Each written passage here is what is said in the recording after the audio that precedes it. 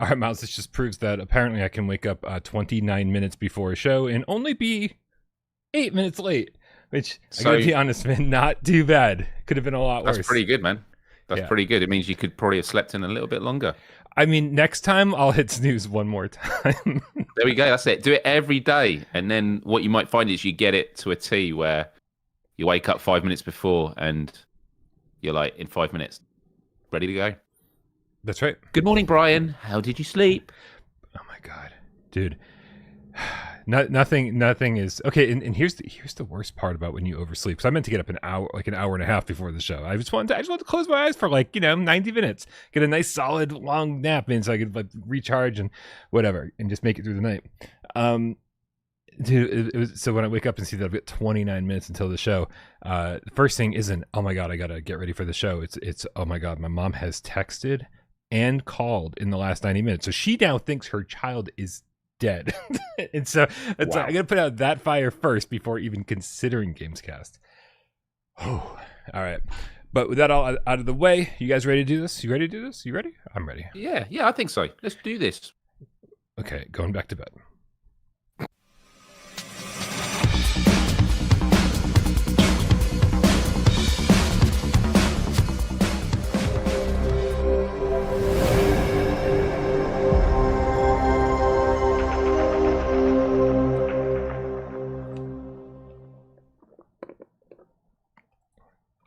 This is PSVR GamesCast Live. We film live every single Monday, Wednesday, and 2 Wise Friday right here on YouTube. We do it live 6 p.m. Eastern or slightly after for your viewing pleasure.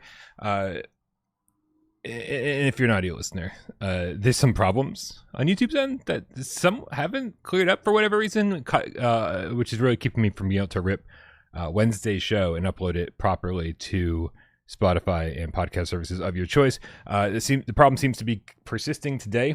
And so if all of this stuff is really late on the podcast end, my apologies, but for the first time ever, not my fault. My name is Brian Paul from this channel right here without Parole, and the Shaman over here to my left, your right. Miles, it's actually the first time I've looked at you since I've sat down.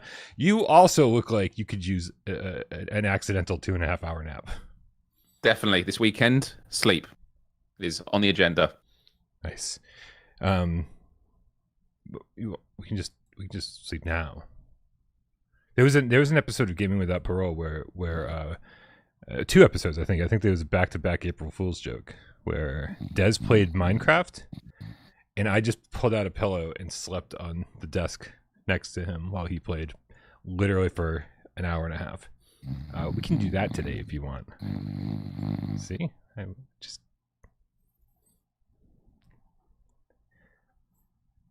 This is nice. This is actually very peaceful right now. Just a nice moment of silence. What? What's going on? And it's over. Hello, Brian. Hello, Game Cats. Happy Friday.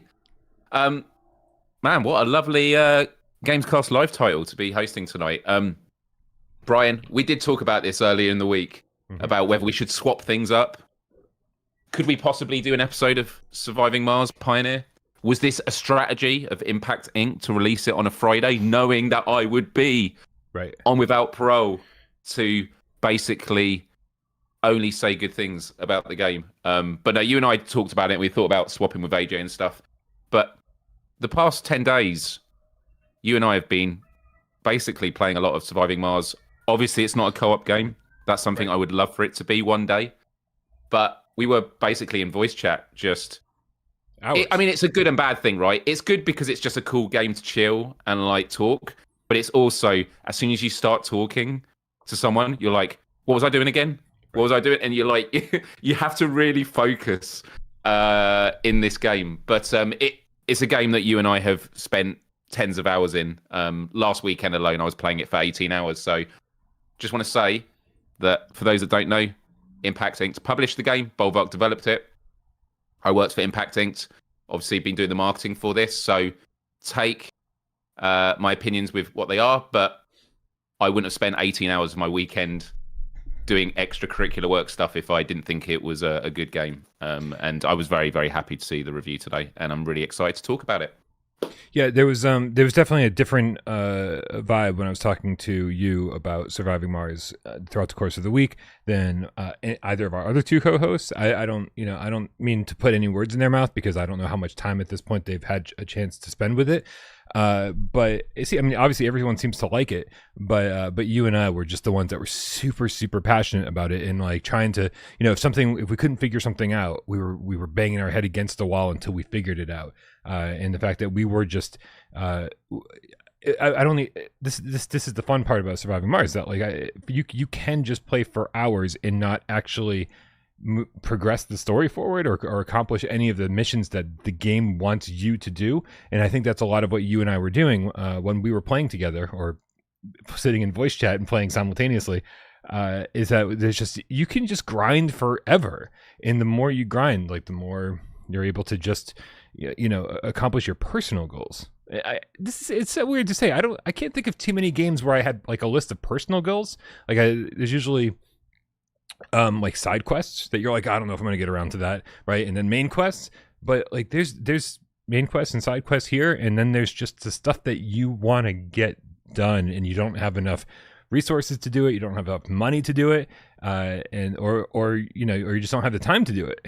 And so when you and I were sitting hanging out shooting the shit, it was the perfect time to just grind, make a lot of money, and then start like building walls and rearranging our place and being like, oh, this makes more sense over here, I'm gonna have a whole room of things making potatoes, like whatever it is. So it's a game where you're there trying to find out what's going on Mars, but you find yourself like, I'm gonna put that on hold.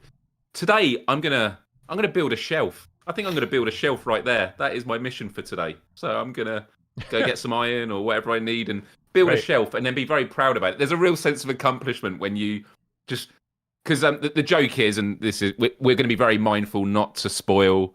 And when and it was like you said in the review, it's not really that I feel there's much to spoil in the story. I mean, there is, but like there is a story that could be spoiled. But for us, it's more about the progression. The joy I found of Surviving Mars was, you unlock a new blueprint or you see something you can research and like, wow, I can build that in my base.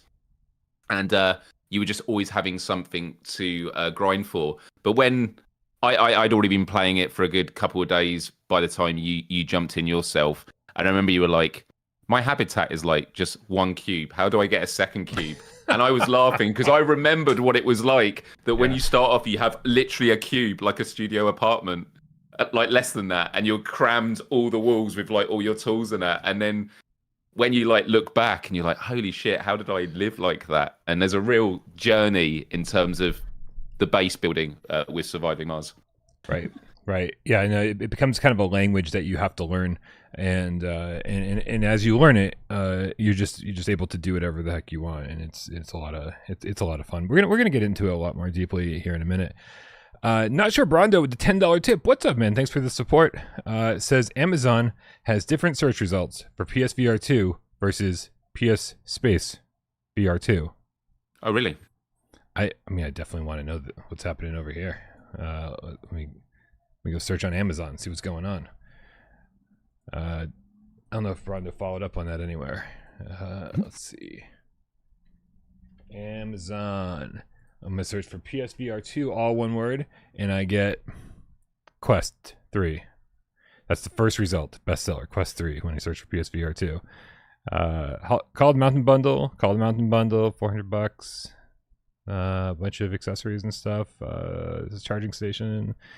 No games. Maybe this is why people think PSVR2 doesn't have any games, because you search for PSVR2 and like it's just hardware. Happy Funland showed up, but 2 pages in, that's the only game that showed up so far. Oh, and then it goes to PSVR1. There we go. Let's see what happens when you search for PS Space VR2. Welcome to GamesCast Live, everyone, where we get to see Brian do his weekly shop on Amazon. I think Amazon is, maybe Brando's Amazon is different than mine. These are the same search results. Oh wait, this one has Behemoth. Oh, there we go. All right, that's our difference. I don't know. Brando, fucking tell us in the chat what the hell you're talking about, because I think this would require a little bit too much research. Atomic Teapot, the GameCast says, "Go home, Amazon. You're drunk." Wow, man. I hope everyone's doing well today. I've got to consume so much coffee just to kind of get with the program here. which you can make in Mars, can't you? You can make coffee. You can. You must have been happy about that. I was until I realized it was not worth the work. It's not great coffee on Mars. It's not compared to whatever you'd get on planet Earth. It's not great coffee compared to mashed potatoes. Mate, yeah, mashed potatoes is what you want to strive for, people. Make mashed potatoes, you'll be doing pretty good. Yeah, mashed potatoes are. Man, okay. You know what? We should just skip everything else and just get directly to this talk because that's apparently what we want to talk about. So, but we'll get there in just a minute. Guys, if you're not part of our Discord, make sure you click the link in the description below and come join us over there. We are doing our weekly Sunday multiplayer meetup. It is when everybody gets together, uses a game that's been sitting on their hard drive or in their download list and they haven't really played. Everyone gets together, plays a multiplayer game. It gets voted on. It gets chosen on the Discord. So, like, if you want to be part of the decision-making process, figure out what game we're going to play next week, make sure you join Discord and be part of the voting process and let Professor Lilith know what games that you want to play. This Sunday, 2 p.m. Eastern. It's Breachers. I haven't played Breachers since launch, Miles. I kind of want to jump in and remind myself if I like this without a whole lot of squeakers around, because I think that was the number one problem people had with the game was just like they don't want to play with kids and they don't want to get called all sorts of names and slurs. It is unbelievable. I think it was the same with Pavlov. Once crossplay got in, I was like, oh my god, like the racism and stuff was just like, this is why we can't have nice things. This is why we can't have nice things. Yeah, Breachers I really like, but the problem with it, and it's like the double-edged sword. This is why the game is good. You need to play it a lot to get to a level where you're going to get enjoyment out of it. Because one headshot with a pistol, you're dead, and then you got to sort of wait for to come back into the game and stuff. I do like the fact that when you're dead, kind of like Firewall, but it's a bit different. You can move around as a ghost, and you can like ping on the floor where you see an enemy, but you can only see an enemy when the enemy is in the line of sight of a player on your team that's still in the game, so you're not completely cheating.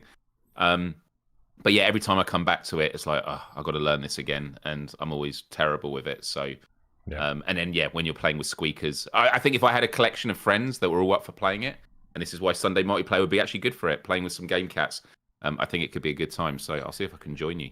Yeah, I'm reminded by this trailer reminds me of like my immediate problem with the game every time I jump in, and that's that it runs at 120 hertz native, which is awesome, right? However, it looks and feels just like the Quest game. Like I maybe up the resolution and drop that frame rate down to 90 or something. Like it just doesn't look all that great. I think we're used to something a little bit nicer, a little bit more impressive looking, and I think Breachers always just had a bland look to it. But the other thing that's an issue with it is the cool feature is that you can scale the buildings and then both feet swing in through the window and smash it down. But no one does that because it's safer to be next to the window and just keep hitting it with your pistol until the window breaks open, and then you can just climb in. Like, they need to stop you from doing that. They need to say, look, we've got a cool mechanic where you swing in with both feet, but that should be the only way you can get in through a window. So, I'm nitpicking here. And as Games with T says in the chat, quite rightly, Miles' issue is he's not good. Yeah, it's definitely a skill issue. It's also my problem too. It was 100% you diagnosed both of us simultaneously. I do think that it's easy to critique. It's easier to critique a game when you're not very good at it because you're looking at the aesthetics rather than rather than focusing more on the gameplay and what you're good at and what you're not good at. So 100% nailed it.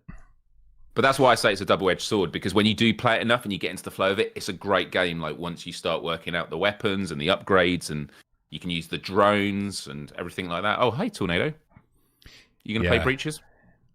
Hopefully she lays down so we can actually see her. She doesn't know her head's cut off.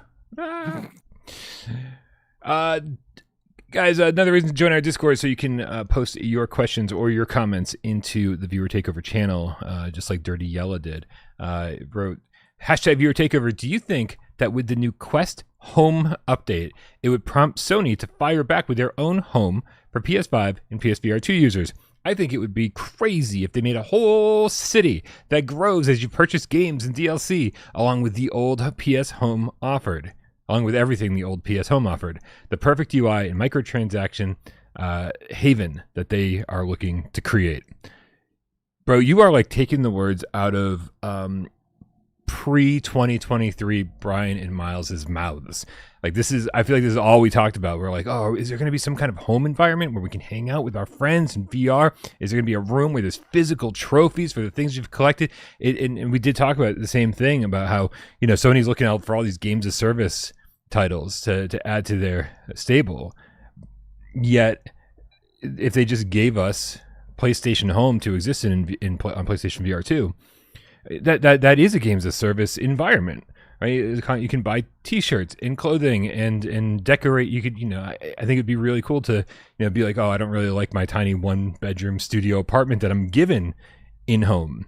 I would prefer to have a mansion. You know, here's $20, PlayStation. I want to live in this mansion instead, and then you can buy posters for it and furniture for it and that kind of stuff. And yeah, I think they really miss a big opportunity to not only make some money on this, but also give us a very cool place to hang out with our friends, a place to watch movies, big screen like environment, that whole thing, man. So yeah, you're about 2 years behind on our wish list, and I really do hope that becomes a reality at some point. Yeah, I know we've mentioned this and I totally agree, and it's good that this keeps being mentioned again and again. I mean, if only Sony had like a collection of movies, like a studio, like a Sony Pictures or something, where they could license their movies to like an app where you could watch on the big screen. You know, that would be really cool if they could do that. Dude, the thing I always think about was when there was a PlayStation commercial. I don't know what the name of it was, but it was where there was, I think it was like there was a man who went to the butcher's and then he goes back to his home and then he goes through a secret doorway and he goes into his basement, and as he's walking through the basement, this is a PlayStation app, by the way, there's like memorabilia from different games on all the shelves, like stuff from Horizon and that.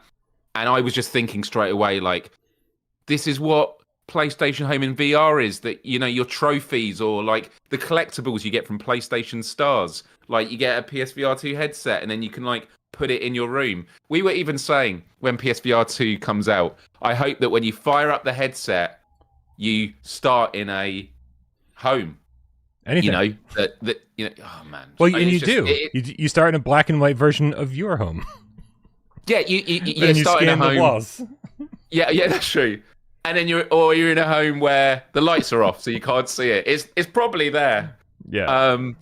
I actually got really excited when you set up the PSVR2 and you get all the gold effects around PSVR, because it reminded me of PlayStation Worlds. That opening scene where you have the orb coming down the corridor and it lights up and then it shows you all the different games around you. All that stuff was magical. But yeah, let's not talk about this anymore because I find it incredibly depressing. Look, there's no rec room on PSVR2. Like there is such an opportunity here to have a social space. Maybe we need to see if Flat to VR Studios can get the rights to or the IP for Home and port it. Yeah, as I think most PSVR2 owners should be on the same page at this point, you know, knowing that like there's probably is very low chance, I think at least, of there being more first party support for the PSVR2 headset. I think Sony is more than happy to just ride the wave and say, hey, we gave you a headset that's not only going to work on PS5 and PS5 Pro, that's, you know, and we're happy to support third party developers and pay them, finance some of their games. Make sure that, you know, Resident Evil games get over here and the Hitman games get over here, and they paid for Song in the Smoke and they paid for Synapse. You know, like they're doing their thing, but I think they're just writing checks, right? They're not actually spending any first party development time creating new content for the headset. And I think we all kind of have to come to terms with that, and that's how the rest of this generation is going to be, and hopefully PSVR2 grows enough between now and PlayStation 6 so that, you know, the dedicated base is that much bigger and harder for Sony to ignore when PlayStation 6 rolls around. And they have to be like, all right, we got to kind of relaunch this thing with another game that's only playable on PlayStation 6 with PSVR2. right? And then see and then kind of reassess the situation at that point. And then maybe that's when we can start talking about, you know, more first party Sony apps, a more interesting UI, a better place to live, that kind of stuff. But right now I'm like, I think they're phoning it in, and I'm pretty comfortable with what they're doing, right? Because third party support is so good, and because they are funding so much third party content. So I'm like, you know, I'd rather at this point, I'd rather have, you know, I'd rather have some games. If we get Resident Evil 9, right, which is still rolling the dice on that one. We don't know for sure whether we're getting that, but we very well could hear about that later this month or within the next few months. I'll take that over a home environment any day of the week. A new full-fledged Resident Evil game on PSVR2, I'll take that. I'll take that instead.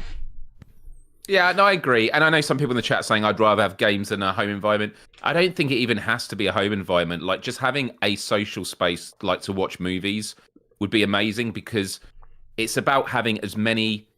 Because this is about how do you get people into VR, and it's about having as many entry points for people with different preferences. And the casual gamer, you want people that have a PS5 hearing from a friend of like, do you want to go to the theater? And it's like, oh yeah, I like absolutely. But have you got a PSVR2 headset? Like, you can literally have a theater in your home. It's the best way to watch movies. It's why I think Gran Turismo 7 was a great move. There was a lot of simulator enthusiasts that got a PSVR2 just for that. They could justify it. And I think that there are the social elements that I think could really, really work there. But yeah. We get GC13, the Diet Pepsi Cat, in the chat with the $20 tip. Says, are VR games harder to jump back into after a break compared to flat games? I find myself moving on to new games in VR due to the hurdle of relearning. Or is it the way games are designed in VR? Or do I need to get good? LOL. I think it's a good mix, isn't it? I mean, like, we always talk about how intuitive controls are. Like, I actually think that there's a lot of VR games that you can get straight back into them because it's intuitive. If you've got a game with your two hands, like, yeah, just grab it and stuff like that.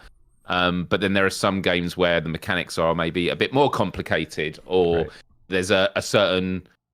We talked about breaches, you know, even though actually the controls are very intuitive, it's the technical proficiency you have to at least have a chance at succeeding in the game. That's when it can be more difficult. No Man's Sky, I know it's a flat screen game, and we'll probably talk about it to some extent later with Surviving Mars, but I absolutely love No Man's Sky. But every time I come back to it, and I've put hundreds of hours into it, every time I come back to it, I'm overwhelmed, and I'm like, I can't just jump back into this. I'm going to have to come back to this when I've got time to invest in like relearning everything and stuff. And maybe the onboarding has got better since I last did it, but I do think that's a big part of it. So yeah, I think that VR games can be more difficult to get back into because it requires a more personal presence. It's about your physicality and things like that.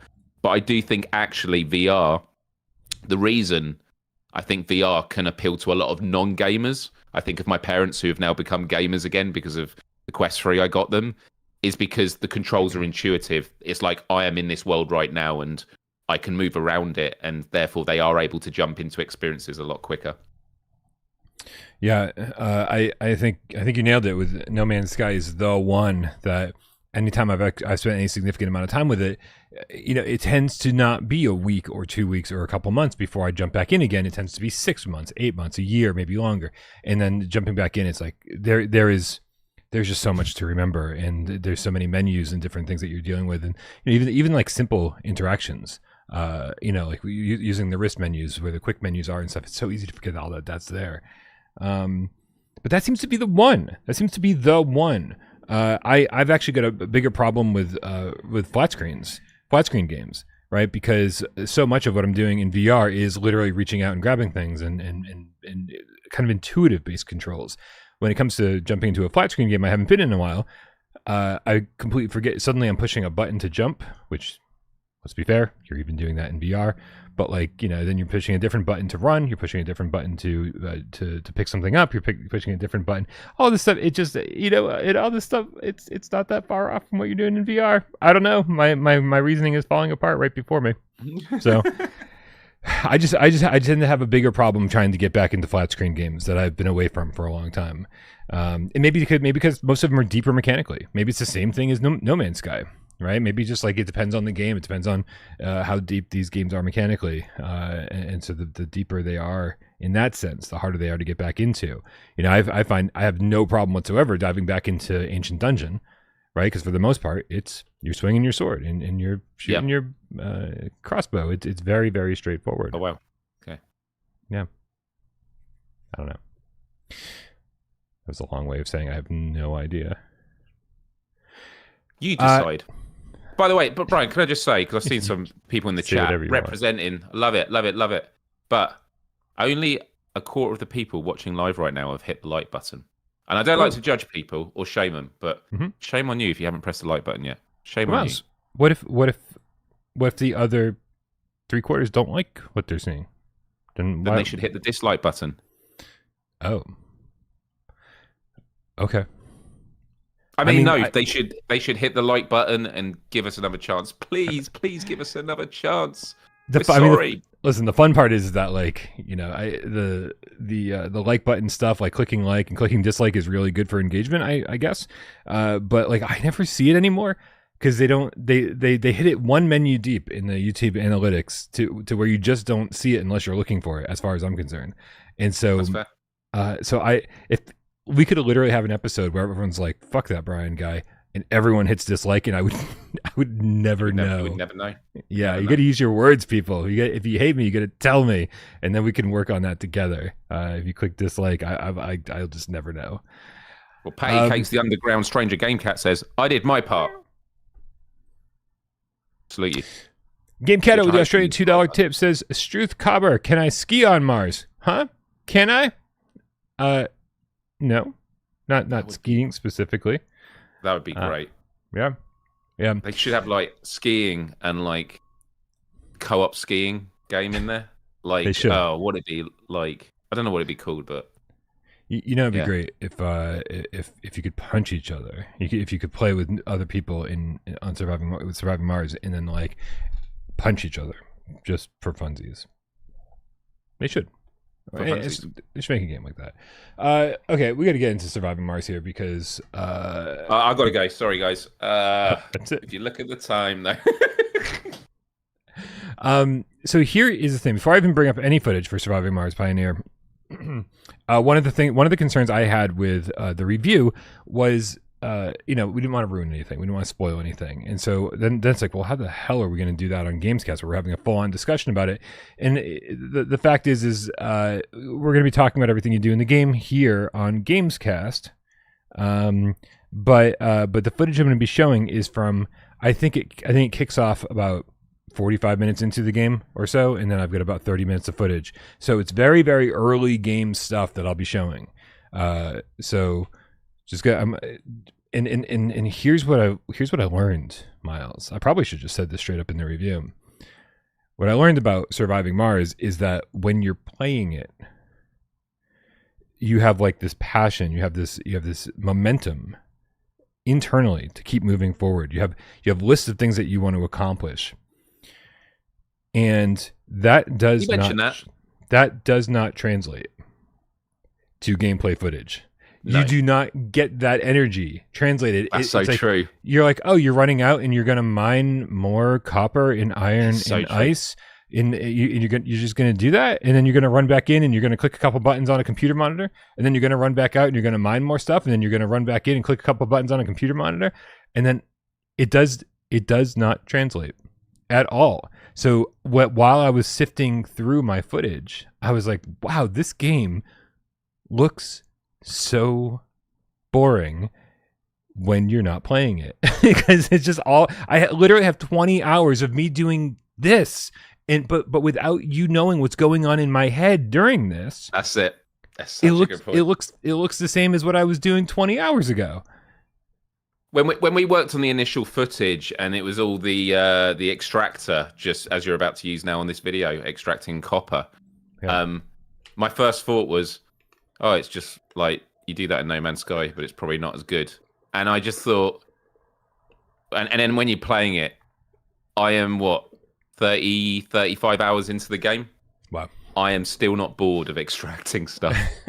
I need to get some ice from a crater. Yeah, because as you say, it's not the action of getting the ice. It's I am one step closer from having what I need to get something. And I think the big question throughout the game, which I know you had and I had as well, is what's the ramp going to be of progression throughout the game? Because sometimes in a game early on, things can feel very exciting. And I think that this does actually work like a lot of survival games. I think the very beginning of the game is the hardest bit because you don't have a lot of space. You can literally get into a dead end where if you're not getting food produced and you're not finding resources in time, you are going to die of starvation.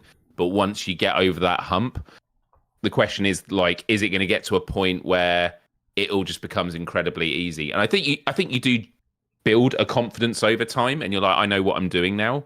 But I got through the game without dying once, despite a couple of glitches pre-launch build, like there were dangers that you can get upgrades on your suit to protect you from. They weren't working, but it does feel like a game that, and we were playing, I think you and I were both playing on the middle mode, right? We weren't playing on the hardest difficulty. The default Pioneer setting. Yeah. For me, this is a game where if as long as you're paying attention, I think that it's not too difficult. But if you go out on a run and you don't take like an extra canister of oxygen that you need, and like you're exploring an area quite far from home, things can go backwards very, very quickly. It's like there's not I think later in the game, there's not a lot of danger until danger comes, and then it's real danger, which is exactly what you want. And especially if you're playing over tens of hours, it means that you do feel like a survivor. Like I'm literally having to think at all times of what I'm doing. So yeah, we're watching this footage and it doesn't look like a lot, but I was just like, I can't wait. And when I wasn't playing it and I was at work doing, marketing for this stuff, I'm like, I can't wait to finish work and jump back into this and and work on the next part of my base that I want to do. So yeah. It is really funny to be watching this old footage and going and realizing, knowing now what I didn't know then, right? So there's multiple things I see going on right here. Whereas I've got my backpack pulled out and I'm pulling items out and putting them into my storage containers that I built one at a time, even though there is a button to swipe and just like all of it gets dumped into the container, right? So here I am, like not even realizing that I could be expediting the process of unloading my shit every time I've gone for a resource run. Also, not quite understanding the upgrade system. I went for so long thinking that the blueprint machine was showing me upgrades that I'd already made, right? Because I had upgraded everything that I owned essentially once, and then the blueprint machine was showing me, the mining laser tier 2, oxygen, max oxygen tier 2. Inventory space tier 2, and I was like, I'm already at tier 2 because I've already upgraded once. I went from 1 to 2, and they're like, nope, no you didn't, you went from 0 to 1. And so for the longest time I had all these upgrades at my fingertips that I didn't even know that I had. And so I am working for the first 4 hours of this game with such a small amount of inventory space, and then it clicks in my head, I just gotta try this. I gotta see, like, I don't understand why I don't have new upgrades available yet. And I was like, they've just been sitting there the whole time. So yeah, so my backpack, which is just so small for the longest time, easily could have upgraded much earlier. And this is the interesting part, Myles. I think I took about 25 hours to roll credits, and thinking about starting a new game, I'm thinking about how long it would take me to get to the same point. Right, and I kind of think I could do it in less than half the amount of time. I bet I could run the whole game in 8 hours, knowing what I know now, knowing what I could focus on to kind of push through it. But simultaneously, I'm like, I don't know if it would actually take me any less time because I'd be building a brand new base and I would be designing something completely new and different. Right, I'd have a completely new vision of what I want my base to look like. And so I think the creativity part of it would get the best of me and slow me right back down again, because that is I think ultimately the most fun you can have here, right? Yeah, no, I agree. I think that all that extracurricular stuff is great. I just wanted to go back to the thing you were saying about the research points, because World of Long Plays was saying this in the chat. The biggest dead end is getting them damn research points. I didn't feel so. I'm going to make a bigger point about this, and to be honest, I know at the start I gave the disclaimer that I've been working on this game. I do have criticisms about this game, and there are things that are going to be worked on, which I think are really going to help. I spent so long trying to work out how do I get research points for these upgrades, and I couldn't work it out. And then it turns out, if you go into your mission log, once you've completed a mission, you have to then tick it off to get the research points. And obviously the game hadn't come out yet. There wasn't a lot of explainers online, and it was just driving me insane. This is a game where there are a lot of elements where you do need to work things out.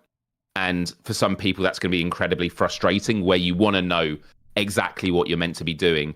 This is a game where I actually think the difficulty of knowing exactly what you need to do is why it's a great game to talk about, because you and I were sharing experiences and saying, oh, you could do this. You know, I didn't realize that, what was it, that when you put food to your mouth, there's a little eating icon. And I was like 25 hours in the game, and you were mentioning it because, and actually on the eating stuff, when you're hungry and you're out and about on Mars, you can't eat food. And you did this, I did it as well. And I was like, why does it not let me eat? Oh, it's because I'm wearing a space helmet. And like that kind of stuff is hilarious, because you're like, okay, that's a cool attention to detail. But the other thing I was going to say, and for me, this is like the biggest criticism of the game, but it's one that if you stick with, it makes sense. And you talked about it in your review, and I love the way that you portrayed it in the review. And it is the fact that, for the most part, this is a point-and-click adventure, isn't it, Brian? It is. Yeah, the controls in this game are... At first, it feels like a nightmare, right? Like, I was like, what? It's the kind of thing where, I mean, we've played hundreds upon hundreds. I'm like, I probably clocked it well over 500-600 VR games at this point, just on PSVR1 and PSVR2 alone, right? Maybe I probably could count a lot more than that. This is the first time in a very long time where I'm like, what the fuck? Like, just absolutely confused. Yes. They say here's some devices on the wall, make sure you pick those up, and here's a little toolbox over here you can open up, and I'm just sitting, no idea how to interact with these items, right? There's just trying to grab them, you can't pick them up off the wall. And the thing that you showed in your review, which I did, and I've seen loads of live streamers do it, is the first thing you do is you're in your pod and you've got to get a key out of the toolbox, and then you go up and you have to unlock the door. Eric Masher in the chat, my boss. Myles, how dare you? You're fired. There we go. Listen, anybody who comes on GamesCast Live gets fired eventually. It's just part of the routine. It's a part of the sacrifice we make. But no, you did it. You get the key and you try and put it in the door, and it won't let you because you have to point and click at it and do it. But when you get into the game and you stick with it, when you're looking at like all your gameplay now and like all the cubes of materials and stuff like that, the whole pointing and clicking to pick stuff off completely makes sense, because the idea of you having to individually pick pieces up and put it in your bag, that would just be an absolute nightmare. And so I know for some people, what the thing is, it's about stick with it. And I actually remember saying this to you and AJ when you first had it, which is you might find it unintuitive to begin with, but stick with it because eventually it will make sense. Now, I still think that there could be something they add at the beginning where if you try and put the key in the door like that, it should let you do it. It doesn't have to replace the other point and click mechanic. Right. But with all of it, it's an interesting one. And especially when it comes to like choosing your tools, it's all about like pressing a button and swiping up and that. But you are using levers when you're using the hover bike. That was obviously in all the trailers and that. I thought the driving controls on it were great. And then obviously when you're using the launch pad with the controllers as well. Do you have any? It's funny because there are small issues that I'm seeing here in the gameplay footage that I completely forgot about because it's been so long since I'd seen them. Sometimes the menu that you've got up gets occluded by the environment. Do you know if they fixed that? I know it's something they're aware of, and they've obviously done some patches for launch. So I've not checked it since, but I assume. Yeah, I assume it's done. Just to let everyone know that anyone that's playing it, if you do find issues, like let us know. Bolvark, who worked on this, obviously they worked on Genotype. an amazing development team, and like all this week, it's been amazing to see him respond to like reviewers and that and the feedback. I know there were things that you flagged up, Brian, in terms of some changes they made. They did some patches, caused frame rate drops. They were able to fix it and stuff like that. Yep. And this is what makes me excited about this game is obviously I want this game to be a success, but sure. But I want it to be a success because I've like rolled credits like you have, but I would happily come back if there was more to do. Like if they had a DLC, if they brought a co-op mode out. I think of Green Hell was one that did a co-op mode later down the line. There's already people saying, I wish I could show my bases to other people. Like that kind of stuff would be just amazing. And and I like listen, and I know this is kind of like the most simple way they could add multiplayer. When you and I were playing at the same time and talking to each other, I was like, oh, I just made a machine that requires rubber, and I haven't even found rubber in the game yet. And you're like, I have a whole room of rubber, and you're like, I wish I could send it to you. And there are these things that you'll see. You may see this at the end of this gameplay footage, but you might not. You get to a point, pretty early on in the game where the game they start asking you for cash, like literal money. Like it introduces a new currency of currency, right? And you're like, wait, I didn't even know there was money in this game that I had to worry about. And basically what it is that like you build the rocket launcher, and then you fulfill these different contracts. Like some people are looking for iron or copper or plastic or computer parts or rocket parts or whatever it is, right? Like there's just like lists of contracts that you can fulfill. And so you dump in some rocket fuel, and you dump in all of the stuff that they want. You pull the levers, the rocket flies up, the headset shakes and rumbles, which is an amazing feeling, by the way. And then it shoots off into space, and then you make money because you fulfilled the contract. You sent stuff to somebody that needed it. And while you and I were talking, you're like, oh, it'd be so great if we could fulfill contracts to each other, right? And basically infiltrate each other's games with rockets, delivering stuff that the other person needs. Like that would be a great way to connect people in this game without having to offer like a full-on multiplayer mode. And I think that would be a great step one in order to start connecting people in this game. It could be a Strand game like Hideo Kojima did with Death Stranding. So you're not actually in the space, but there's ways of connecting people and helping each other.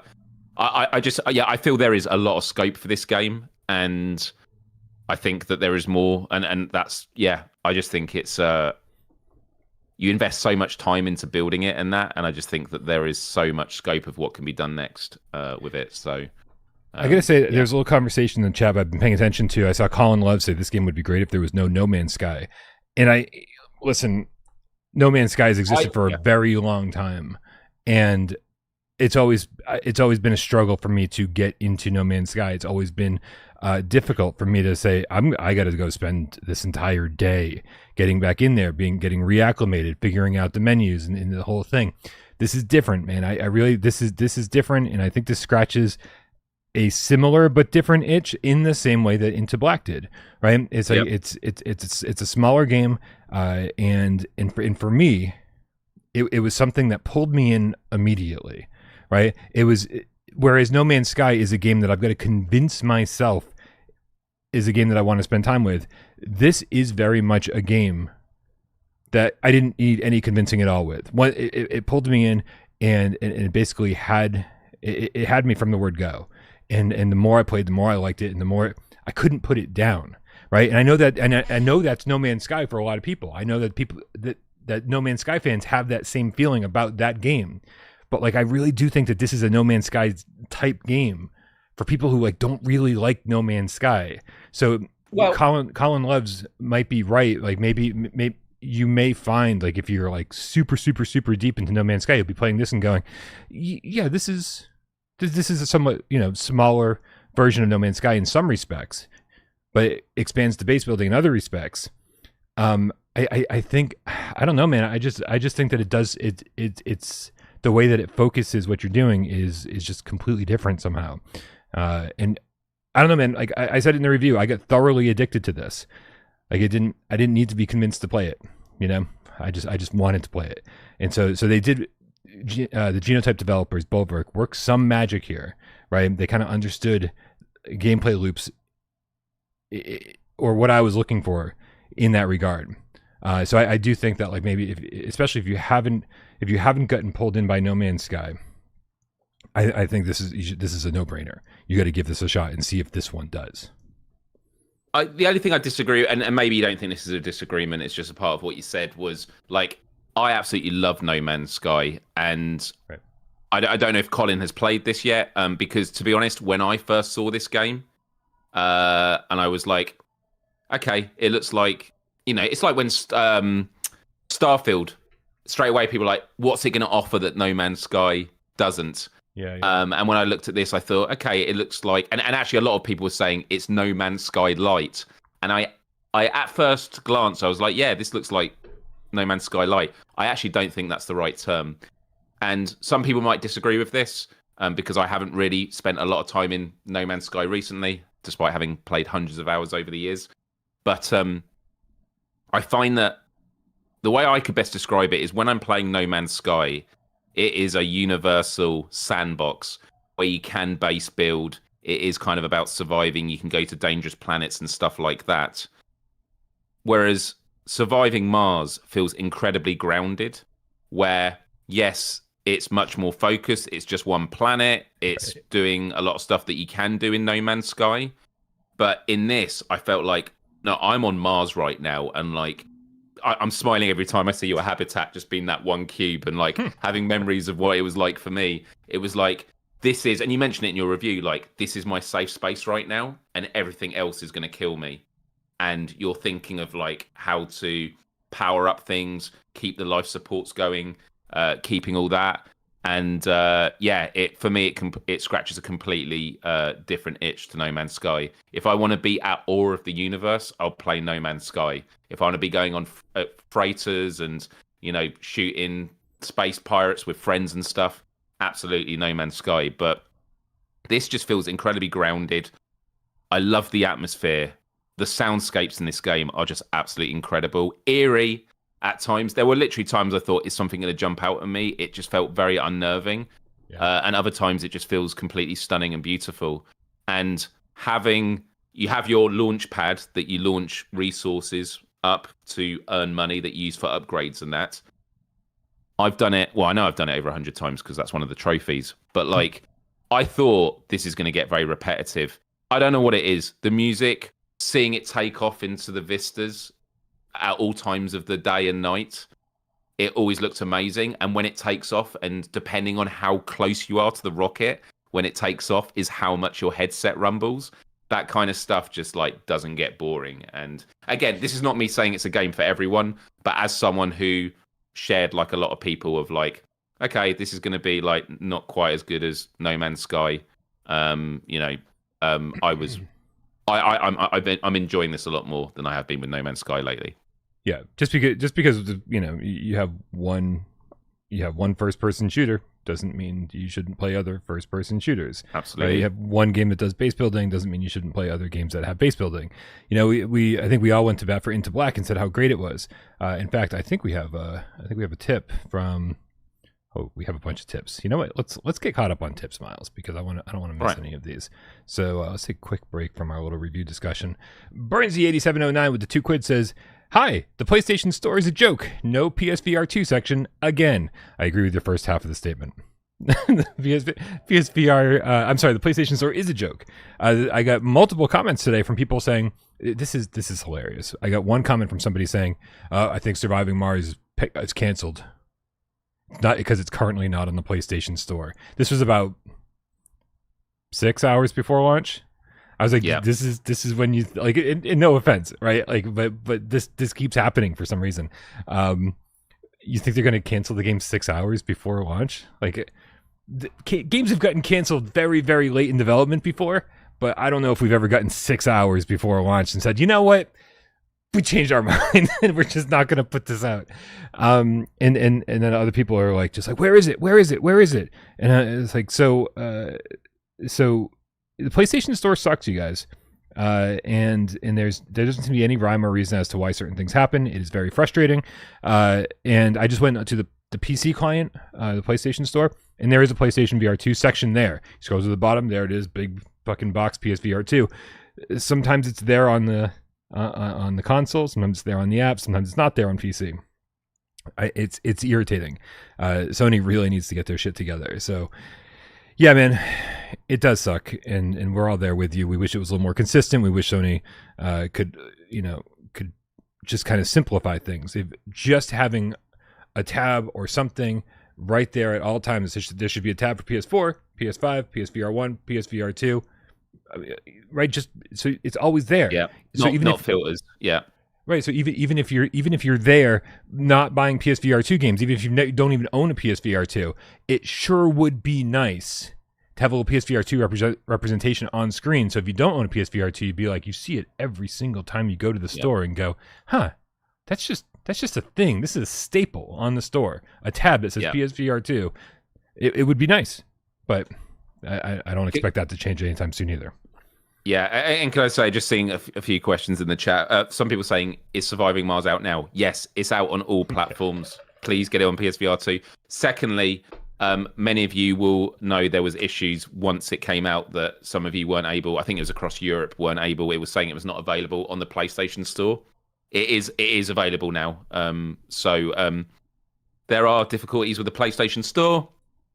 It is what it is. I'm not someone who works on it, on the storefront and stuff, but it is available there for people. So check out. And then the final thing I will say, which is me with my company hat on, but this is something I actually think for all games is I always have to remind myself, because I rarely do leave ratings on the PlayStation Store, but it does make a difference. Like if you have got the game, just leave a star rating. Obviously, I'd want a 5-star rating. Do what's right for you, though. But please, if you can leave a 5-star rating, it really does make a difference.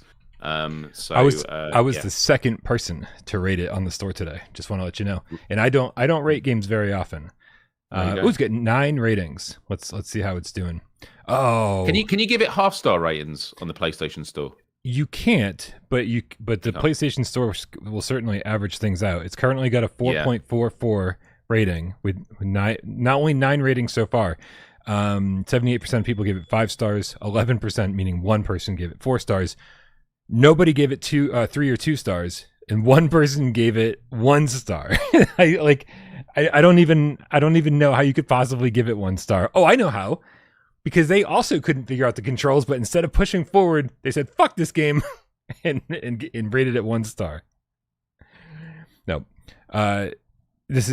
Listen, man, this is a good time. This just had me thoroughly addicted. This had me thoroughly addicted for the week. I think we got keys for this on, I want to say Friday. Yeah. And so I've had a week to not only, spend 25 hours with it, but also, get the review together, and the review took about 3 days, which explains why I didn't get much sleep last night. And this is how I'm sure that I'm not just faking it because of my association with Impact Inked. Before it came to PSVR2, I was playing on Quest, and I was playing it until my headset died, and I had Eric Masher got me a good battery pack to extend the life on it, and I was playing it until that ran out. And then I was like, oh my God, I think one of the first times I've really experienced the joys of having a cable headset of a PSVR2. So I'm not going to run out of battery now. And what happened? Same as you, Brian, playing Surviving Mars until the controllers. I think one night I was telling you, I can't even save the game now because my right controller's died. And I kept trying to recharge it just so I could save. Because as you say, the loop of this game is what's addictive. Because you're like, I'm just going to do one more. I'm just going to go out on one more trip. I'm just going to get this set of resource. And but now I can do this, and it's just so continuous and fluid. Yeah, there's how much is it in the UK? Oh, it's 20 quid. 19.99. 20 quid. 20 quid. Oh, what a geezer! What a geezer we got over here. Yep.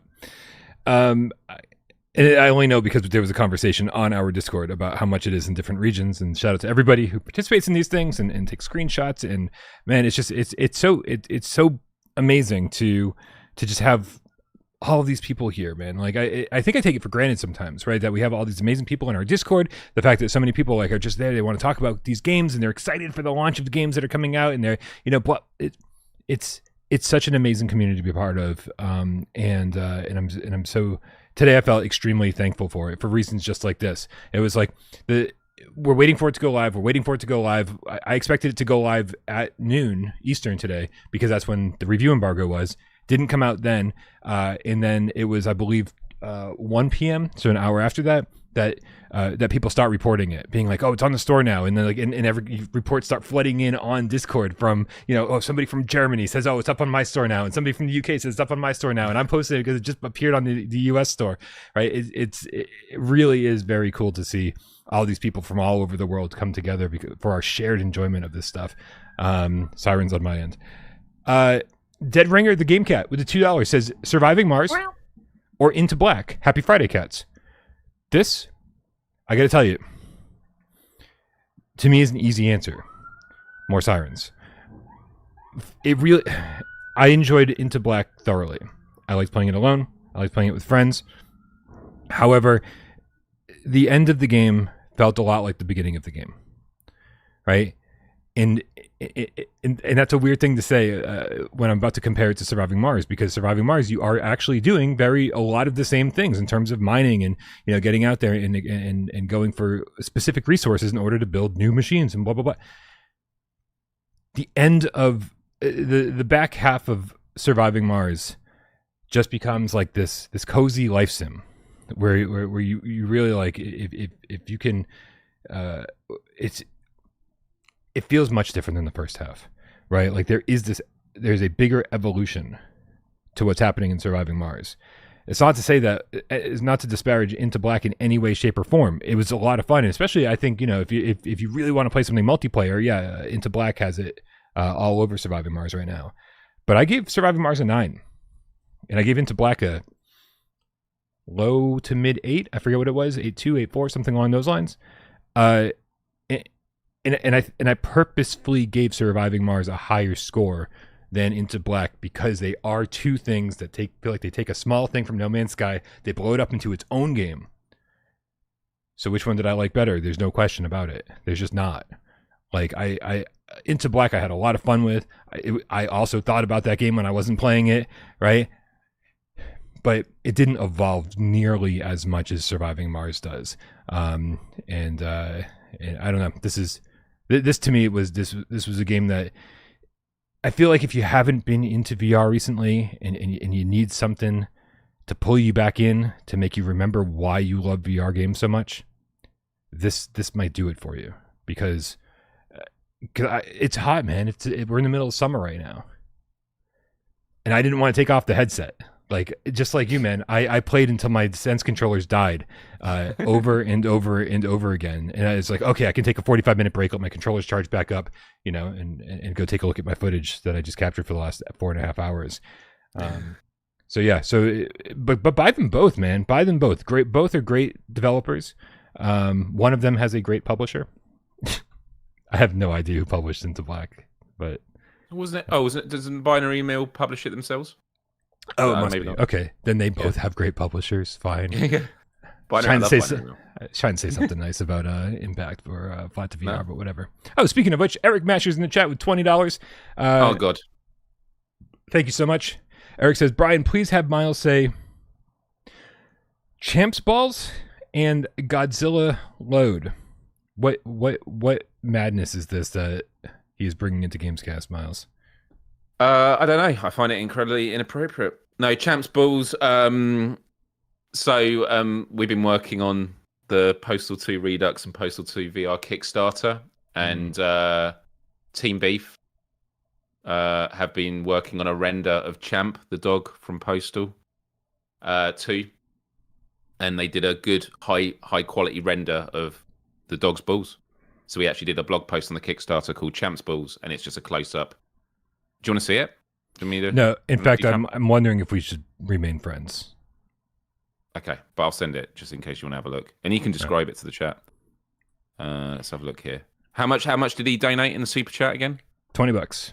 Okay, no, Champs Balls is a $20. Let's have a look here. Oh, maybe I don't have it. Sorry, Brian. You're gonna. Oh no, whatever. I've got it here. No, okay. Godzilla Load. You'd have to ask Eric. I have no idea what he's on about.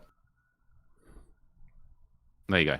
Yeah, this will definitely get us demonetized. Yeah, but if you zoom into it, like look at the detail of like the way it's pressed on the inside of the leg. I'm good. Okay, I'm good. But it's pretty impressive, right? For a remar, like a Redux, like good quality render. I have no opinion. Okay. I have no opinion. Thank you, Eric Masher, for the support and congratulations on an awesome launch today. This is I hope, and listen, the game turned out to be awesome, and there was some patching going on up until the very last minute. It's not what I expected today or even yesterday. But I did spend some extra time in there making sure that like I wasn't reporting on bugs that no longer existed, that I wasn't complaining about frame rate hitches that no longer existed, and so shout out to Genotype, who must have been working around the clock getting these last minute. Did I say Genotype? Yeah, but oh man, good on Genotype as well, dude. Yeah. I want to teach you a British phrase. It's a British phrase if something's really really good. We say, "Yo, geezer, those are the dog's bollocks." I'm still not sure if we should be friends, Miles. I don't think this is working for me. In fact, you can say that about the game. No, in fact, I'm also severing my friendship with Jammy just by association. Okay, fair enough. Yep. There's a standoff with the Brits. Got it. Yeah. Now I know why we left you all those years ago. Okay. Yep. Unbelievable. Yeah. We got Ace Gamer Cat. Oh Jesus! Ace Gamer Cat sent 20 without parole gift memberships. Bro, generosity is intense. Thank you so much, man. Ace Gamer Cat killing it. I was gonna say a lot of names are green. We got a lot of names in the chat that are green. Yeah, it's taking over. Looper says Jamie or Jamie. Jamie Feltham has to be left out of this, Brian, because it's his birthday today. We have to be nice. Happy birthday, Jamie's Jamie. Birthday? Yeah. I don't know if that's public knowledge or supposed to be allowed, but remind me to kick his ass later. Yeah. I don't think that's a thing.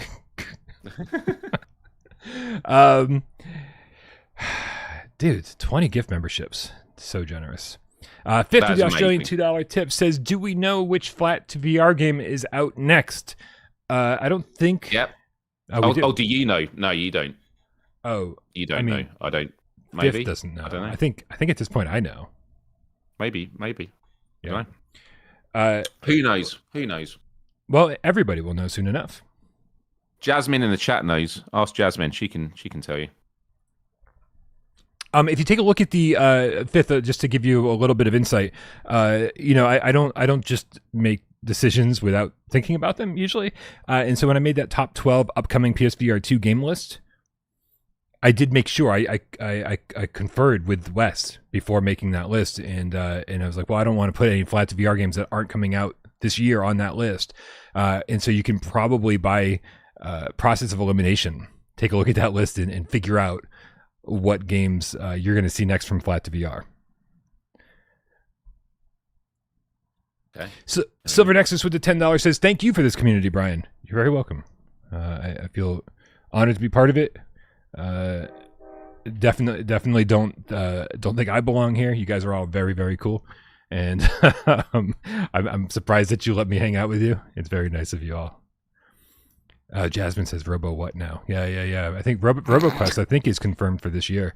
And I'll tell you, man, despite the fact that No Man's Sky has some first-person shooting in it, RoboQuest also has first-person shooting in it and blows it up into its own game. And so, yeah, everything is inspired by No Man's Sky. Any very game much that has looking a first-person mode now, yeah.